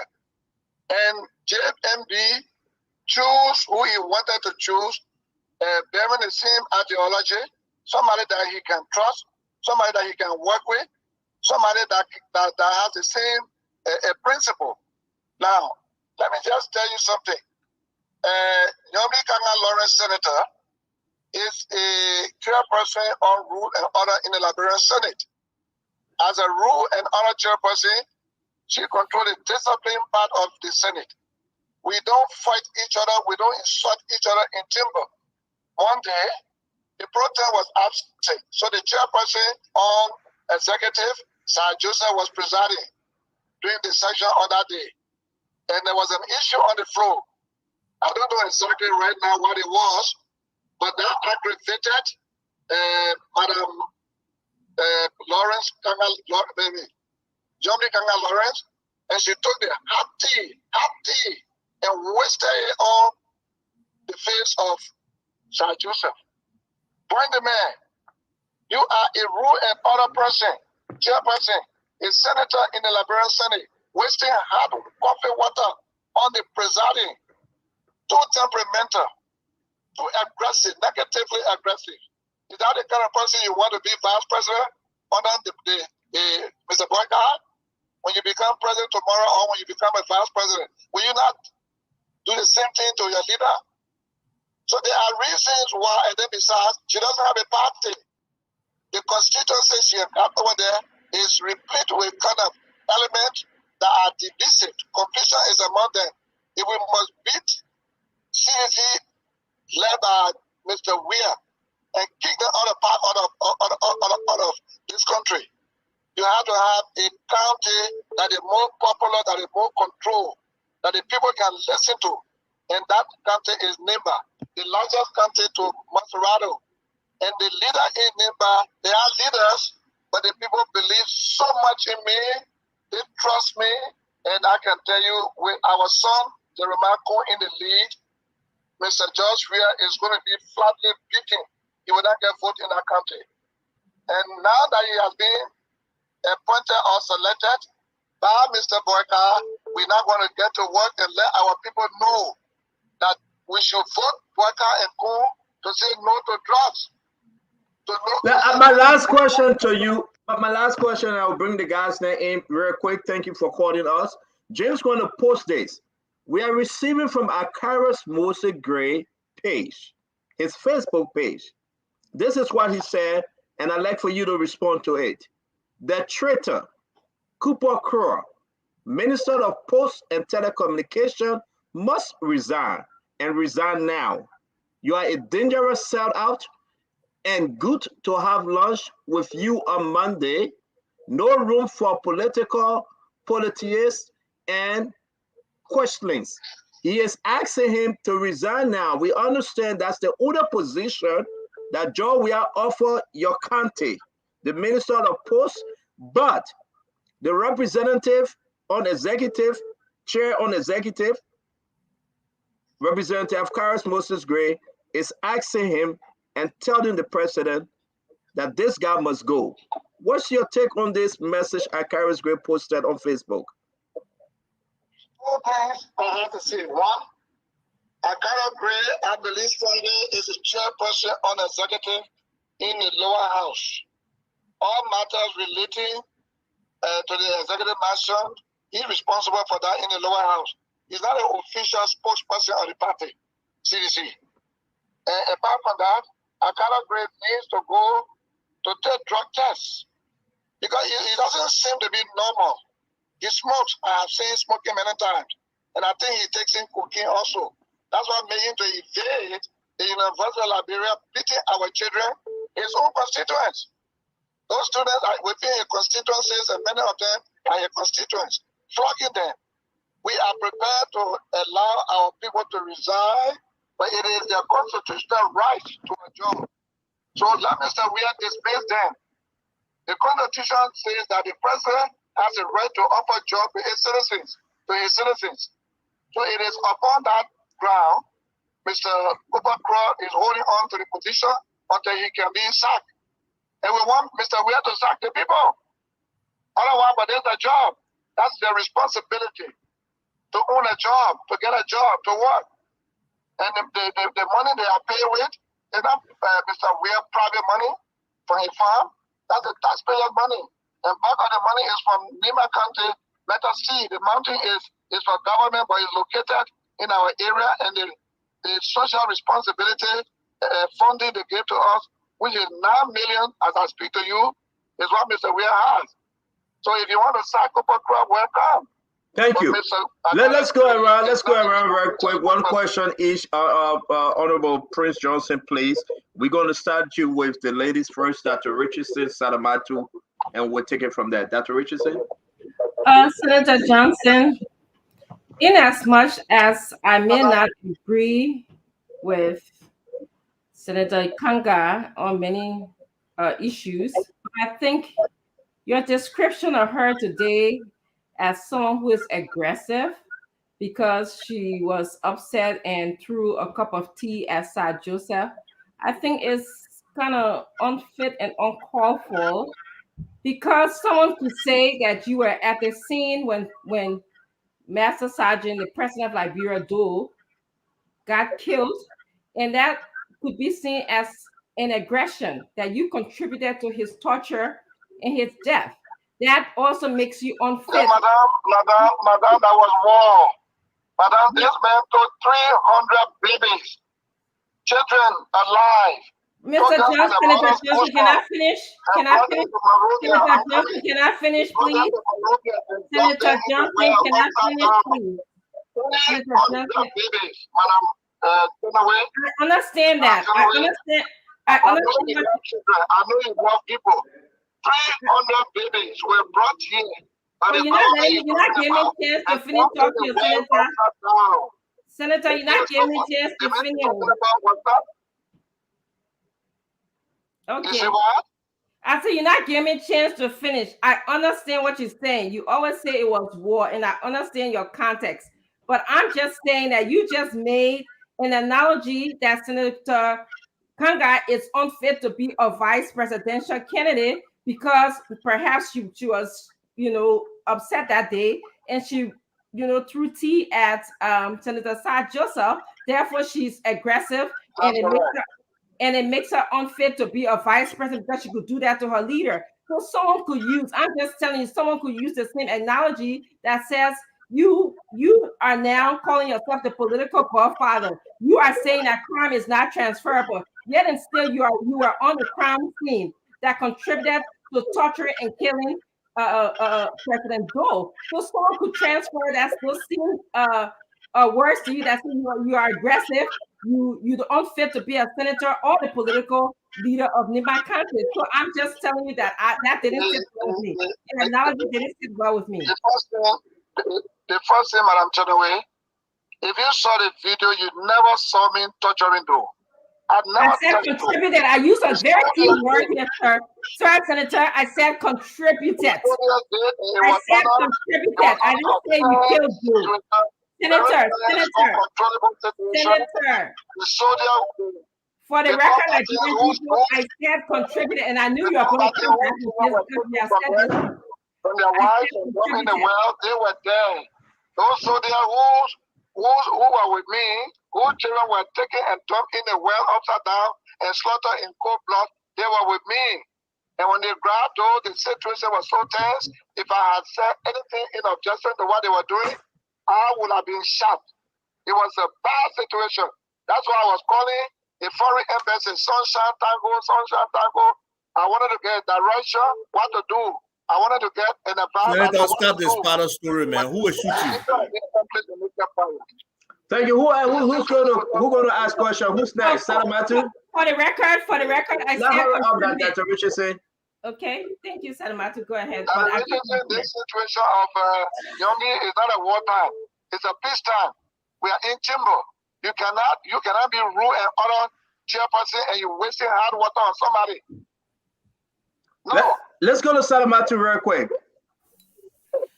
All right, excuse me. All right, Senator Johnson. I guess my question. My question is one, we understand you are a key player, key stakeholder in this election. Regardless of our personal feelings towards you, you are a key player, right? We understand that. I think sometimes what we have a problem with, and we also understand why Nimba feels you as protecting them. We can understand that, right? But I think what a lot of us sometimes have a problem with, and I think I asked you this the last time you were on the show when we're talking about war crimes court, and I think I asked you, in the absence of a war crimes court, how do the victims get redress or seek justice? What else can be done to satisfy the victim? Because when we talk about war crimes court, it's not really a personal thing to aim at somebody. It's something for the victims. The victims feel like they need something to be able to move on. So when we're bringing up war crimes court, and we're talking about, the fact that one of our key partners is the United States. We can't divorce ourselves from that concept. And the fact that the United States seem to have some kind of problem with you and us not doing the war crimes court as it relates to having you prosecuted within the war crimes court. And I'm glad that you said, you know what, y'all stop threatening me with our war crimes court. You'll bring it so you can be able to go on trial and defend yourself. But for somebody like me who is a young Liberian, I think about, Prince Johnson protected Nimba. I get it. But there were 40 other counties and several other tribes that people actually had a problem with you, Senator. And in two cases, it's very personal to me because two of these people are my close friends. They have accused you. They've named you. You've been named. And I will use the word allegedly because, again, in the absence of a court where you go in and you defend yourself, you are not guilty. This has all been, you have been accused. Eric Scott is one of the person. He was the father of two of my close friends. And then, of course, there was Tecumseh Roberts. And every time we have you on the show. There are people who send me messages because they tend, you know, it brings back that this guy, yeah, we understand that he was protecting Nimba, but in protecting Nimba, there were 14 other counties that, you know, there were victims, you know, became alleged victims of some of his crimes. So when we're talking about Jeremiah Coon, the only connection most of us can come with Jeremiah Coon is the fact that we feel you raised his hand. You brought him to JMB. You may not have, but that's the rumor out there. That's the consensus out there that you were responsible for bringing Jeremiah Coon to JMB. So in that, and I say all that thing, do you think that this ticket, I know you supported, you're sure that they will win Nimba, even though I believe that Nimba will be split, but you sure they will win Nimba? Do you think the fact that there is this sort of monkey hanging over you with the ICC, I'm sorry, not the ICC, the War Crimes Court, do you think that may be a factor in preventing this ticket from happening? I digress. Madam Salamatu, let me say this to you. Bring the War Crime Court. Stop talking about War Crime Court, just bring it. All of us want to know what happened to our people. I want to know what happened to the Nimbanians at the Lutheran Church. I want to know the Greystone compound, what happened. I want to know who killed my people at JFK massacre. I want to know who brought the 300 babies to Monrovia from the Bono Busso and dumped them in a well. I want to know. So if you think that I came here to redeem the people and I went extra mile to killing people at random, while at the same time I was disciplining my soldiers for wrongdoing, bring the War Crime Court. You're talking about the council robbers. Those are different issues. I have clear evidence, written document. I have video evidence that I did not kill the council robbers. But if you think I did, don't talk about War Crime Court. America has never accused me of War Crime Court. It is you, Liberian, talking. So bring the War Crime Court. When you bring it, we all will go. One thing I'm happy, that there were times our people could not say Baboa, Babu. Whenever you spoke those two dialects, you were slaughtered. People were driving Nimbanian from their homes. Those who were tenants. And they ran away and went back to their home in Nimba. And the government pursued them and began to rape the women in front of their parents, in front of their children. So we have to fight. The war is over. We are making meaningful development. But if you think that we committed crime and you stay dwelling on the past, get to those who you think can bring the War Crime Court, we will all attend.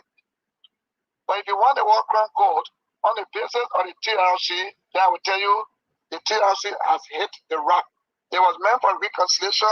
It was turned into a political weapon.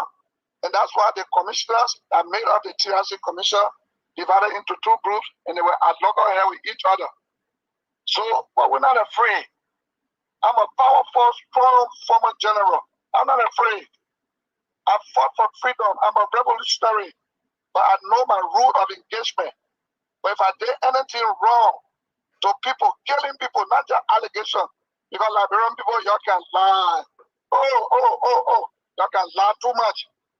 You can lie on people, no evidence. So bring the War Crime. They got video of you up already. Don't do this. Don't do the Asify. You have to give the gentleman a chance, please. Fagon, you want to come in? Fagon, you want to ask your question? You want to speak? We got to move on. No, I think it's 7 p.m. Let me make a comment, please. So guys, this is what we're going to do. Honorable Prince Johnson, we're going to say listen, I'm saying thanks to you. It is important that we protect our guests. Gentlemen, please keep your questions short because it's after 7, please. And Senator Johnson, I know when you talk about something called command responsibility, When you talk about the 300 babies, you're not saying that Doe left his mansion to grab 300 babies and chuckle them in a well. You're talking about he bears responsibility. After them, we brought to Monrovia, and they were brought to Monrovia and paraded the streets of Monrovia in drugs. Everyone living at that time saw them, and when they dumped those 300 children at the end of Dupo Road, where there's a monument, everybody knows that it's there. My brother, you're saying that Samuel Doe bears responsibility. But let me say this. Let me say this, Remy Gray. I'm going to move the show on to the election. Yeah. So Jeremiah. I'm going to move the show on. I'm going to move the show on to the election, and we're going to move the show towards what happened today. Do you have a question? Yeah. Now, my question is. Frustrated ANC supporters asking That's all right, man. PYJ, that's all right. In politics, people can be frustrated, they can be happy. That's okay. Yeah, allow PYJ to interrupt the mail. Yeah. The only thing I'll say is this. We know that the selection of Jeremiah Cohn is a direct influence from you. I want you to deny that you didn't have any part to play for the ambassador choosing Jeremiah Cohn. Nothing is wrong with that. But I want you to get on the books to say it was because of you that the ambassador even had to look that way to choose his running mate. Let me say this to you. Jeremiah Cohn came to the NUDP in 2011. I brought him on board. The NUDP changed to MDR. But during the elections of 2011, election of 2017, Honorable Jeremiah Cohn didn't vote for me, he voted for the UP. So we didn't question him, he had the Democratic right. And he became the chairman for the UP campaign in Nimba. I didn't quarrel with him. I made no fuss with him. He has the right to make a choice with the NDR. So after our December, Ellis Cummings was the first to invite him, asking him to be the running mate. And I met Ellis Cummings, he told me the same thing. But Cohn didn't want to go Mr. Senator Johnson, can you please repeat what you just said? Because Ed Remy Gray said Mr. Cummings have never ever met Jeremiah Cohn. Can you please, again? Mr. Cummings invited Cohn, they discussed it, and he wanted Cohn to be a running mate. Cohn said, okay, I have a father, I'm going to consult him, because then I was at CAM, the chairperson of the governing council. So he came and told me, and I said, well, if you want to go that way, I would not accept, because of during the 2017 election, what I heard Mr. Cummings said is not encouraging to go that side. However, he came back again and said, Omen Boyka, I met with him, invited him, they discussed about being a running mate. Other staff stewards from the party came, Unity Party came, and I said, but Unity Party is a combination of Liberal Action Party of Jackson F. Doe and Dr. Edward Kessler. They emerged and he came to Unity Party with the emblem, the rooster, and the other one there. So you can go to UP. He has a right to go. Stanton, let me let me bring it up. Yesterday, PYJ said he went to but let me bring it up now. Yesterday, he said he went to Cummings. Today he's saying that Cummings act. Okay, so we will move on now, because PYJ, it's okay. You let PYJ talk for 1 hour. Other people can respond. You cutting everybody short. What's the purpose of being here if we can't address the issues? Yes, man, you're stuck, man. There's nothing about stuff. There's nothing about stuff. My man, listen. I said we're not talking to you yet. Stop. Go ahead, Fadiga. We'll come to you later, Isaac. Yesterday, he said he went to him. Yeah, that's okay. Yeah, let me Fadiga, go ahead. for some of us that have been around and watched this hypocrisy in our Liberian politics, you will know that Liberians are not serious. Honestly, I have seen people advocating for war crimes code only when something going on the other side and then change it later on. People are not very sincere about that thing. Honestly, Liberian people are not sincere about war crime code. They are only using it as a political scare tactic. They did it with Ellen. When Ellen was banned for 30 years, I know people here that talk about war crime code. I didn't even say, no, Ellen, if anybody could have brought war and economic crime code in Liberia, Ellen has the means, the will, and the support. Ellen dance around it, Bell pass around it, pass it to Wia. They keep kicking it down the king because the people know that the Liberian people, if you do a survey, and they have done several surveys in Liberia, I was one proponent of that war crime code. I led people to the United Nations to protest against George Weah. For those seeing people that were protesting against George Weah, when those see alleged war criminal flip on the other side, they were there. And I realized that, is this the Liberian people want? Is it what the Liberian people want? What is more beneficial to the Liberian people? We are talking about Prince Johnson and what he did and what he didn't do. When we got a country to rescue, we got a president that is pillaging our resources. Look, I can't honestly. Jeremiah Kuhn is a two-term senator. He's doing it's just not his first rodeo. He has somewhat of an experience. He's not just some newbie that kid. He has his mind of his own. Yeah, he's a man. If you listen to his story, he has a compelling story. He rose from the dungeon of poverty and where he is today. You see what? You see, when God set your destiny, nobody can stop it. The reason we're talking about Kono today is faith. I don't think he expected it. I don't think anybody. But the problem here is, I don't think we should be blaming coming. Look, one thing I will close with today is the American government. The American government is very hypocritical. I have seen America work with the worst of the worst dictator in the world when they found it expedient to do so. The notion that some unseen hand out there will come for us. No, we are the ones. If we want to war economic crime code, we have the means, the will, we set it for something. Now let's come start dragging this thing here. That we know what's going on. It's a political game. It's a gimmick. We need to get to the reality. Do we want what an economic crime code? You don't say it. You don't verbalize it. We know what to do. The Sierra Leone wanted it to know what they got. But we should not use it every time it comes to political season. We try to weaponize it. This is my frustration because it's divert our attention for the 800-pound gorilla in the room. But now we should be thinking about forming an alliance to take on this kakistocracy. We should now be thinking on how we can move forward, but there's going to be backbiting, fighting. So I rather don't have a question. I just get Thank you, Fadika. Thank you. Senator, just one last panelist here to ask your question. Just only one question, and then we can leave you alone. That's Isaac Vatugba, the former chief of staff to Mr. Alexander Cummings. Go ahead, Isaac. Okay, my question long. Senator Johnson, you've spoken negatively here against Yombly, right? But you said we should focus on the issue, though you are being petty, trying to denigrate her and justify why VP Boyka did not select her. And you made some statements here. That's my opinion. You're not interrupting while I'm talking, man, Senator. Come on. You have the chance. So, what the great D. Alison Webb, Yatta, or whatever her name was, do to you when you question her?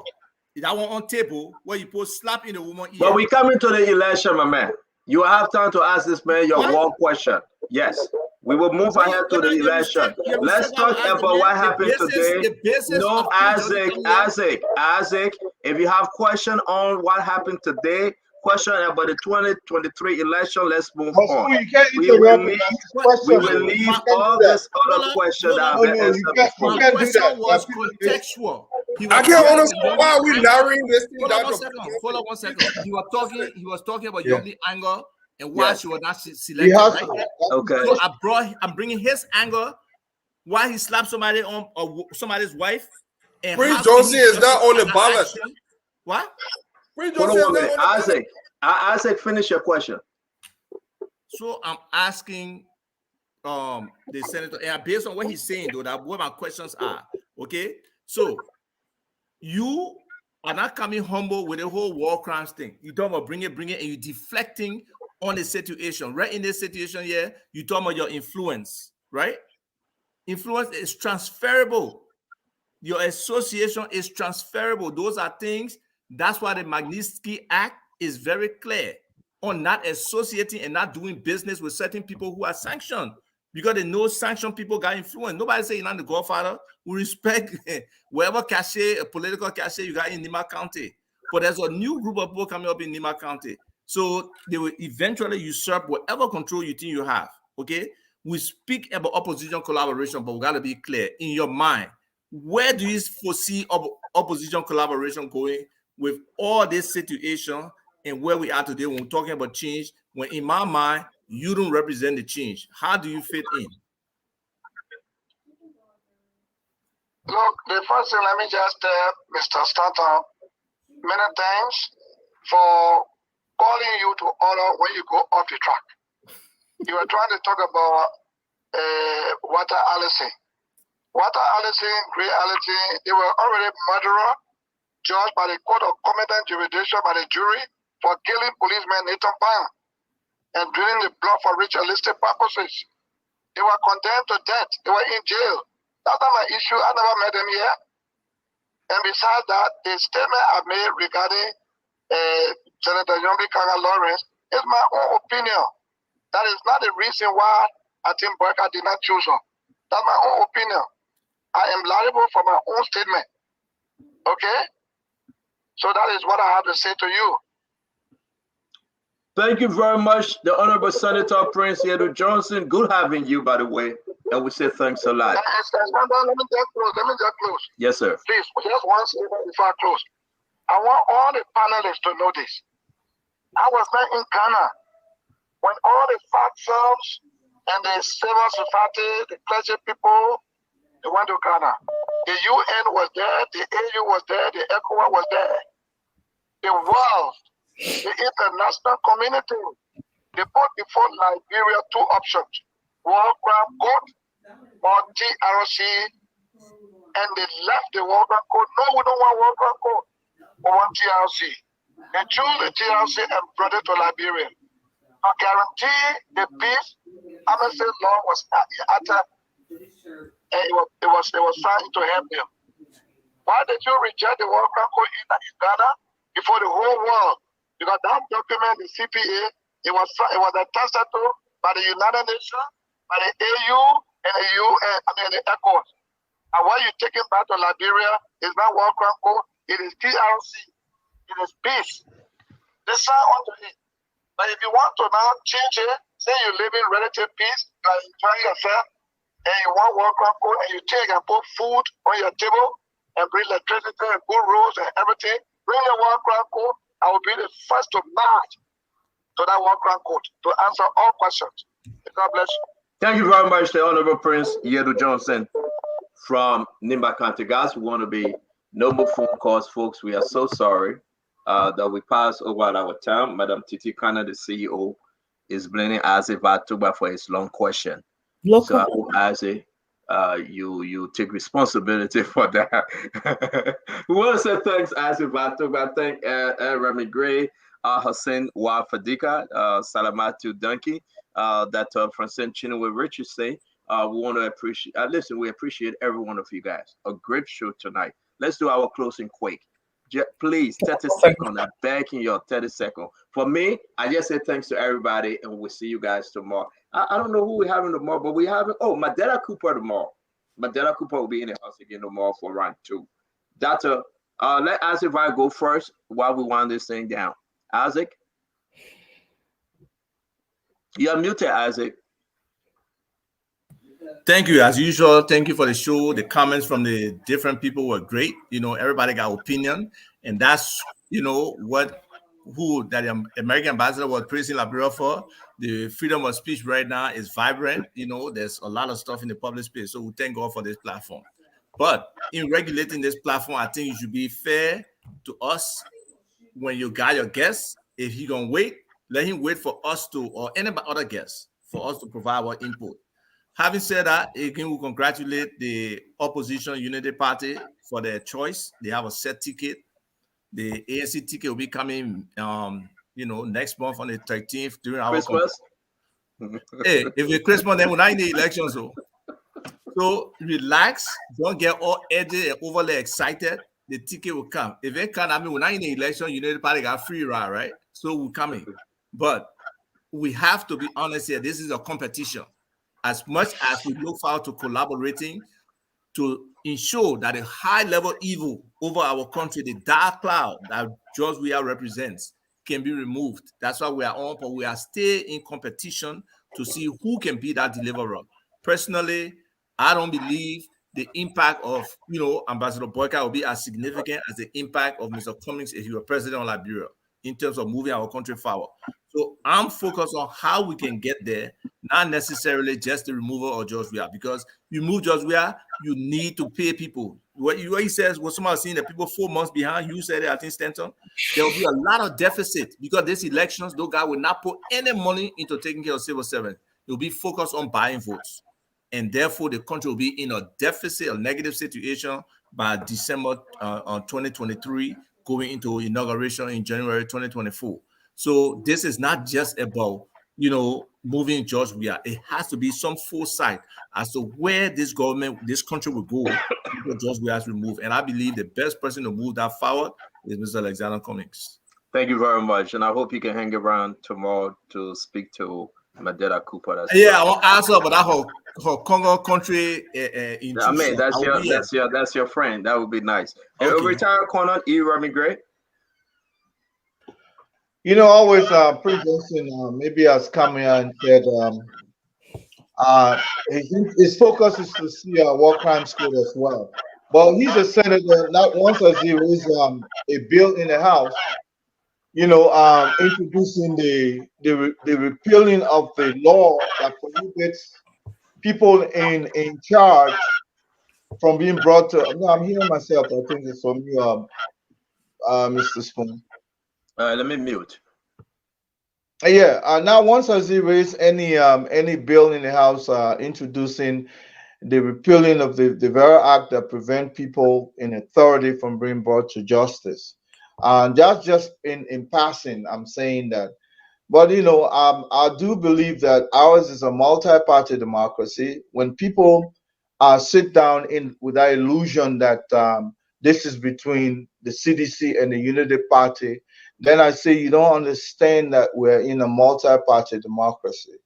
When one person, has chosen his running mate, that's not the end of this game. This is a tournament, my friend. This is the like a Premier Soccer. This is like the La Liga. When one person chooses or buys a player, that does not mean the rest of the other teams will just go sit there and fold their hands and say because Man U has bought this player who will bring value to their team. Liberia is under a multi-party democracy. The advent of what happened to Mr. JMB speak today is just a tiny drop in the mighty ocean. We do have a long haul between now and October. So I want to tell you again that we should wait for other individuals to also go by their own calendar based on their own political laws and bylaws and so on and so forth. We people should not be coming and think that the removal of George Weah is the only factor in our politics. That's just one. But there's so many other things, and to even piggyback what Isaac Vartokba said, we are going to inherit a deficit. And, we should begin to even think about that post-election. What are we going to do? Are we just going to sit there and say, okay, heaven is going to come down because Joseph Boakai or Cummings has won? No. The fact is, Liberia will have to be resuscitated, resurrected, and sustained going forward. This issue of an election will die after October, hopefully. Then we're faced with the same old same when January comes for inauguration, after inaugurating our president. So we hope we should be looking at even post-election, not only this election. This is important to some people, but no, the race is not between UP and CDC. It's also between or among other political parties, including the ANC, and we stand to support that. Thank you very much. Let's go to Hussein.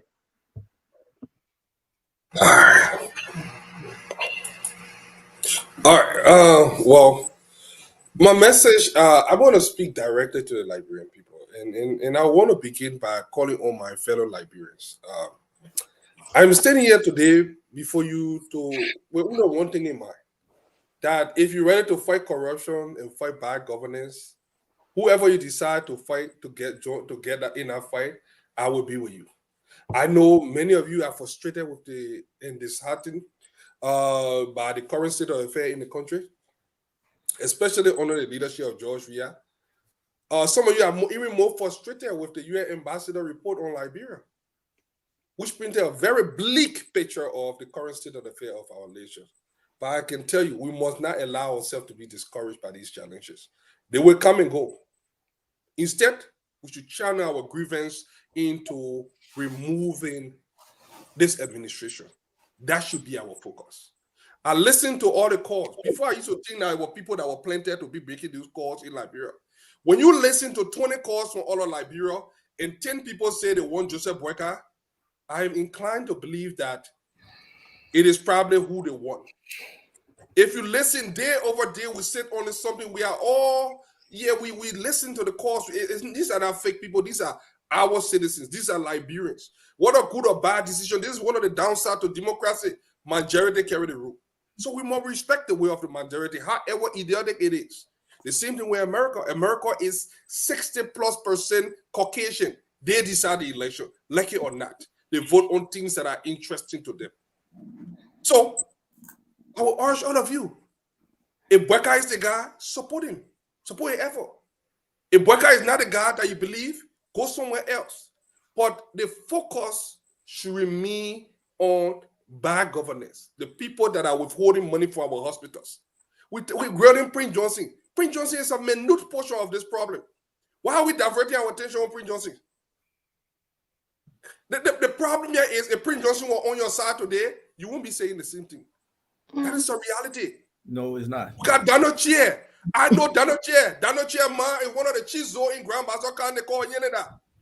I know Daniel Chair. In fact, Daniel Chair almost killed me in Grand Basso County. It was the late DKB. It was DKB. Not even the late DKB that saved us.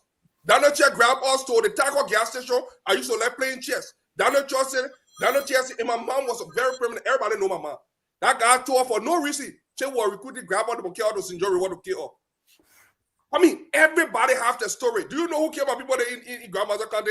I have family that came from Nima County. My half brother was shot right before our horse in Grand Basso. Ask anybody in Bikini who got 3 graveyards behind my mom's horse. Everybody have the story. I have 4 or 5 family members that came from Nima County. They have ran away and come. They killed 2 because one of them they went to look for food. They had Nima County ID in the pocket. Right in front of their funeral home there. They shot one there. The late Morris went to run to get to the back or the horse. They shot him. My mom had to run away and go to Tomato. We all have history. Do we want war crime code? Yeah, we can advocate for it. Is that the time? Is this why we read it one? No, we only want it when it's not going our way. So when I listen to the call, I will close on this. When I listen to this call, and I listen to the people calling, and people saying that, look, one person have the answer for Liberia problem. That Cummings, Dan Boyka. We have to come together. So let us commit ourselves to fighting against corruption and bad governance. Let us not be discouraged by what we are faced with, but instead let us be motivated by the knowledge that we can make the difference if we put our ego aside, we put our personal interests aside, and look at the bigger picture. We could lose this fight that is about to start by opposition, like the Remy say, we could lose. And then what? It's about winnability. Who told you it's not about winning? Who goes to an election to lose? It is about winning. In America, it was about winning. It has always been about winning. Hillary Clinton won the popular vote by 3 million. She lost. Some of us had sleepless night. We don't even know how Donald Trump pulled that off. It is about winning. You must first win, and then you can govern. And the person with the most likely chance to win and govern, we have to give our support. We can go on the table. We can make decisions. But let us for once make this about Liberia. I'm not saying Boyka is a saint. Nobody is a saint. Even if Mr. Cummings go there, the notion that this man, I like Mr. Cummings. I will support him today if we had it the other way. But after 5 years, if your message have not resonated with the people, Pray tell me you are either doing something wrong or they're not ready for you. Wait for your time. When that ordained time come, the Liberian people will say, we let you because you Kokolo man. They will say, we let you, you are our savior. They will pray. But sometimes we have to let people exhaust all the bad governance. Look, for a long time, George Weah stood in the way of every viable candidate. Everybody that stood a chance to win election in Liberia, George Weah was blacking. Now George Weah is president. Liberian people have seen what he can do. You think George Weah will go make that case about pro-poll and all the things again? No! George Weah cannot. We already know what the CDC can do. My good friend Isaac Vatukwe, they pitched that bad governance to us. We've been on social media for the ever. Vatukwe was here. They saw that what did they see then that they're not seeing today? Again, you're looking at only one person. Who won? I'm looking at the two permanent. Guys, we gotta go. Hussein, can you close? We gotta go to the ladies. Let's get on the show. As a vibe, we gotta go. Let me close on I'm not talking you. Yeah, just say I want to get Fatiga on a different show. Liberians from Grand Basso, Nima County, Nyombli, I will tell you this. I don't hate you. I know you. Our family got a long history from Bikino. But what I'm seeing happening, I think you have a future. Don't let those undercover people come and use you at this time. They're only going to use you. Your safest spot is remaining where you are. Because moving on the other side, you will lose political relevance. You made a mistake. I wish I had warned you before. You made a mistake by removing your leverage and going beyond Boyka. Probably you were novice at that time. It's a teachable movement. You can learn from this. But the next time, I think you can still build up your political capital. Don't let the noise in the market fool you. There's something happening in Liberia. There's a wind blowing in Liberia. I think we should pay attention to it. I'll leave it at that. I rest. Thank you very much. Thank you. Let's get to Salamatu. Okay. So when I went off the air, I getting feedback again from somebody. I received several phone calls regarding on both sides, both arguments. There were some people who feel that Prince Johnson is a hero, and of course there were people who feel that he's not a hero. So again, when we talk about these elections, the reason why we keep mentioning PYJ, and it's easy for us to say, you know what, y'all let it be so. We got more important things. That's what we've been saying for the past 50 years. We got more important things. We'll deal with it later. No. The war, 1980, of the Civil War, plays a key part in our history, in our daily lives. Fatiga, I listened to your story and I'm like, wow, he has a sad story, but I'm happy that he was able maybe to find closure and be comfortable enough to say, you know what, I'm able to move on right now. I have not found closure. Okay, no, but you're talking like, you know what, you can deal with it later. Yeah. There are a lot of people who cannot deal with it later, who've been trying to deal with it later, and it later has turned into 10 years, and not turned to 20 years, going to 30 years. So I will say this again. One victim cannot speak on behalf of the rest of the victims. There are many people who feel like they're victims and they want closure and they want justice. War Crimes Court, TRC, is not for the accused. It's for the accuser. It's for the people who feel like they've been victimized. That's what it's for. So let's not minimize saying, you know what, it's not important. The reason why PYJ is such a hot topic, he is a hot topic. We go up, we come down, whether you're liking. This man won 50% of the vote in the last election. It was over 200,000 people who actually voted. And he gained 100,000 votes, a little over 100,000 votes. He is a key player in elections in Liberia. Can he pull the 100,000 votes again? I said no. I may be wrong because now I know for a fact that CDC is watching. CDC, they're not going to sit down and they're not going to lay down and say, you know what, we'll leave Nima. They're going to fight. There are plenty of people fighting for Nima. Nima, that battleground, that meets ground, Nima and Lofa. So is he going to be able to get that 100,000 votes for JMB? I don't think so. And I don't think so because of several reasons. One, we look at the time. Time is very important. There's a generational change right now in the same Nimba. There are people who don't remember what happened 5 years ago, who don't care what happened 10 years ago, who don't care what happened 20 years ago. So you have that factor that you may have young voters who have the opportunity to listen to different ideas and decide to go to the polls and vote on their own. Two, I asked the question to all your political geniuses about Nimba. You got Nimba, people voting based on just the simple fact that they are from Nimba, or are they voting along tribal lines? If they're voting along tribal lines, you got the Gio people, you got the Mano people, you got the Crown people, you got the Madingo people. Are they all going to go and say, you know what, we're voting for one person because we're from Nimba? That was a question I asked. I don't think anybody answered it. Yeah, all right? The other thing is, we look at PYJ, the Americans have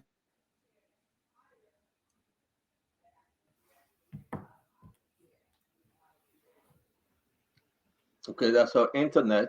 Did she That's freeze? her. The American black hole. Y'all They get said- the American people this year. Probably. gotta Dr. go. Richardson, can you take us home? Till she get back, please. Dr. Richardson, we're not hearing you. Are you black? She's on mute. She's on mute.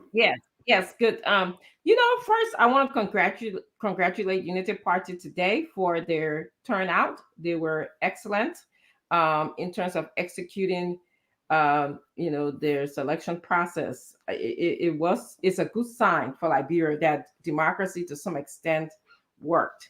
I also want to thank the Liberian people, for joining us every night and getting our views here and hearing us.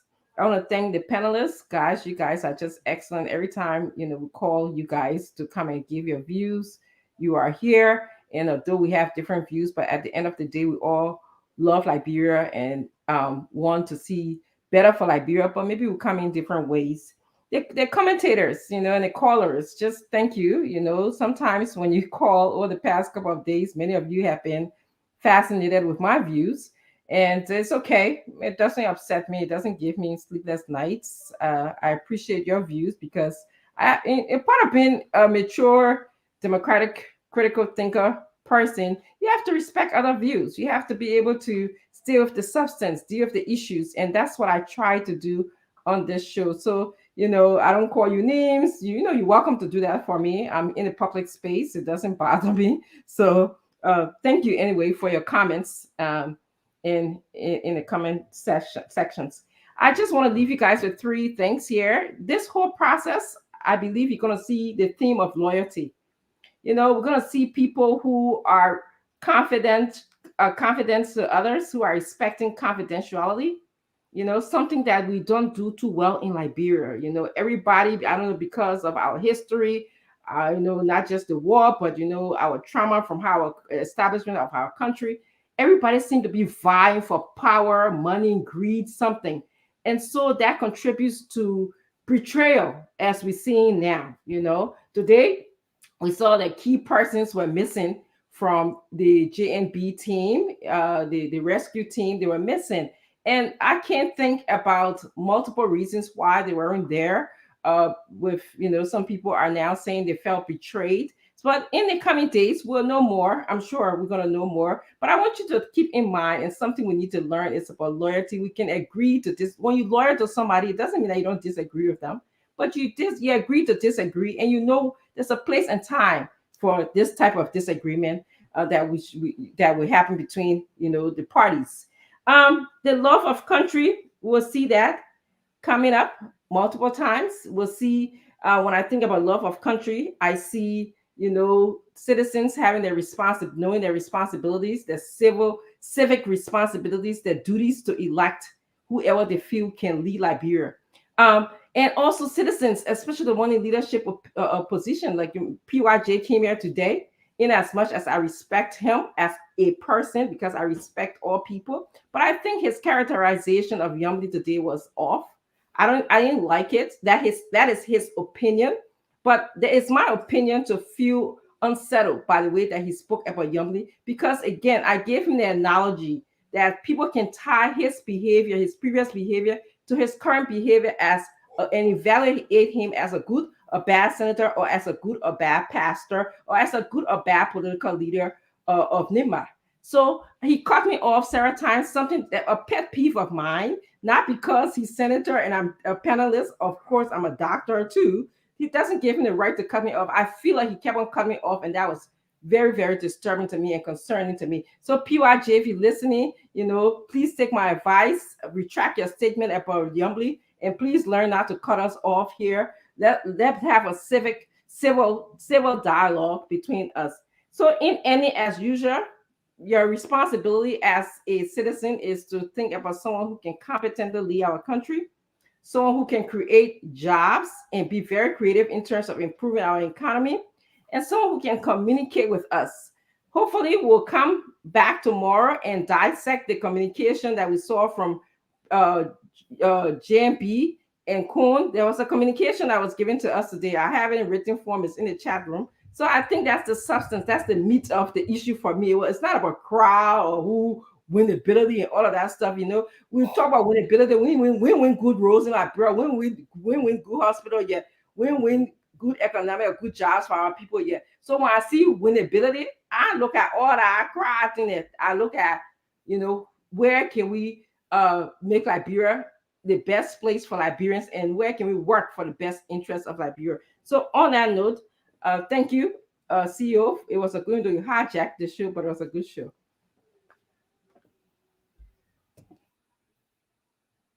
You unmute yourself. You mute it. Yeah, thank you very much.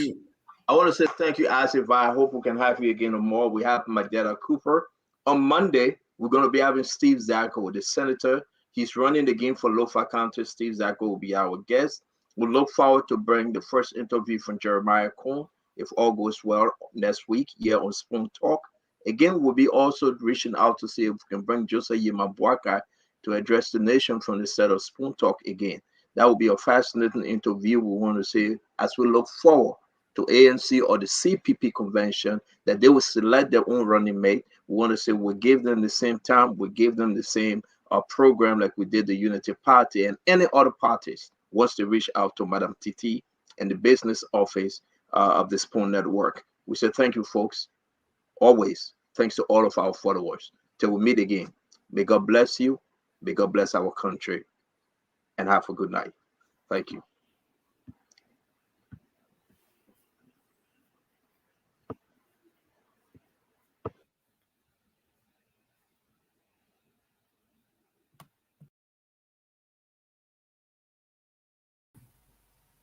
Okay, folks, this is how we love to go home.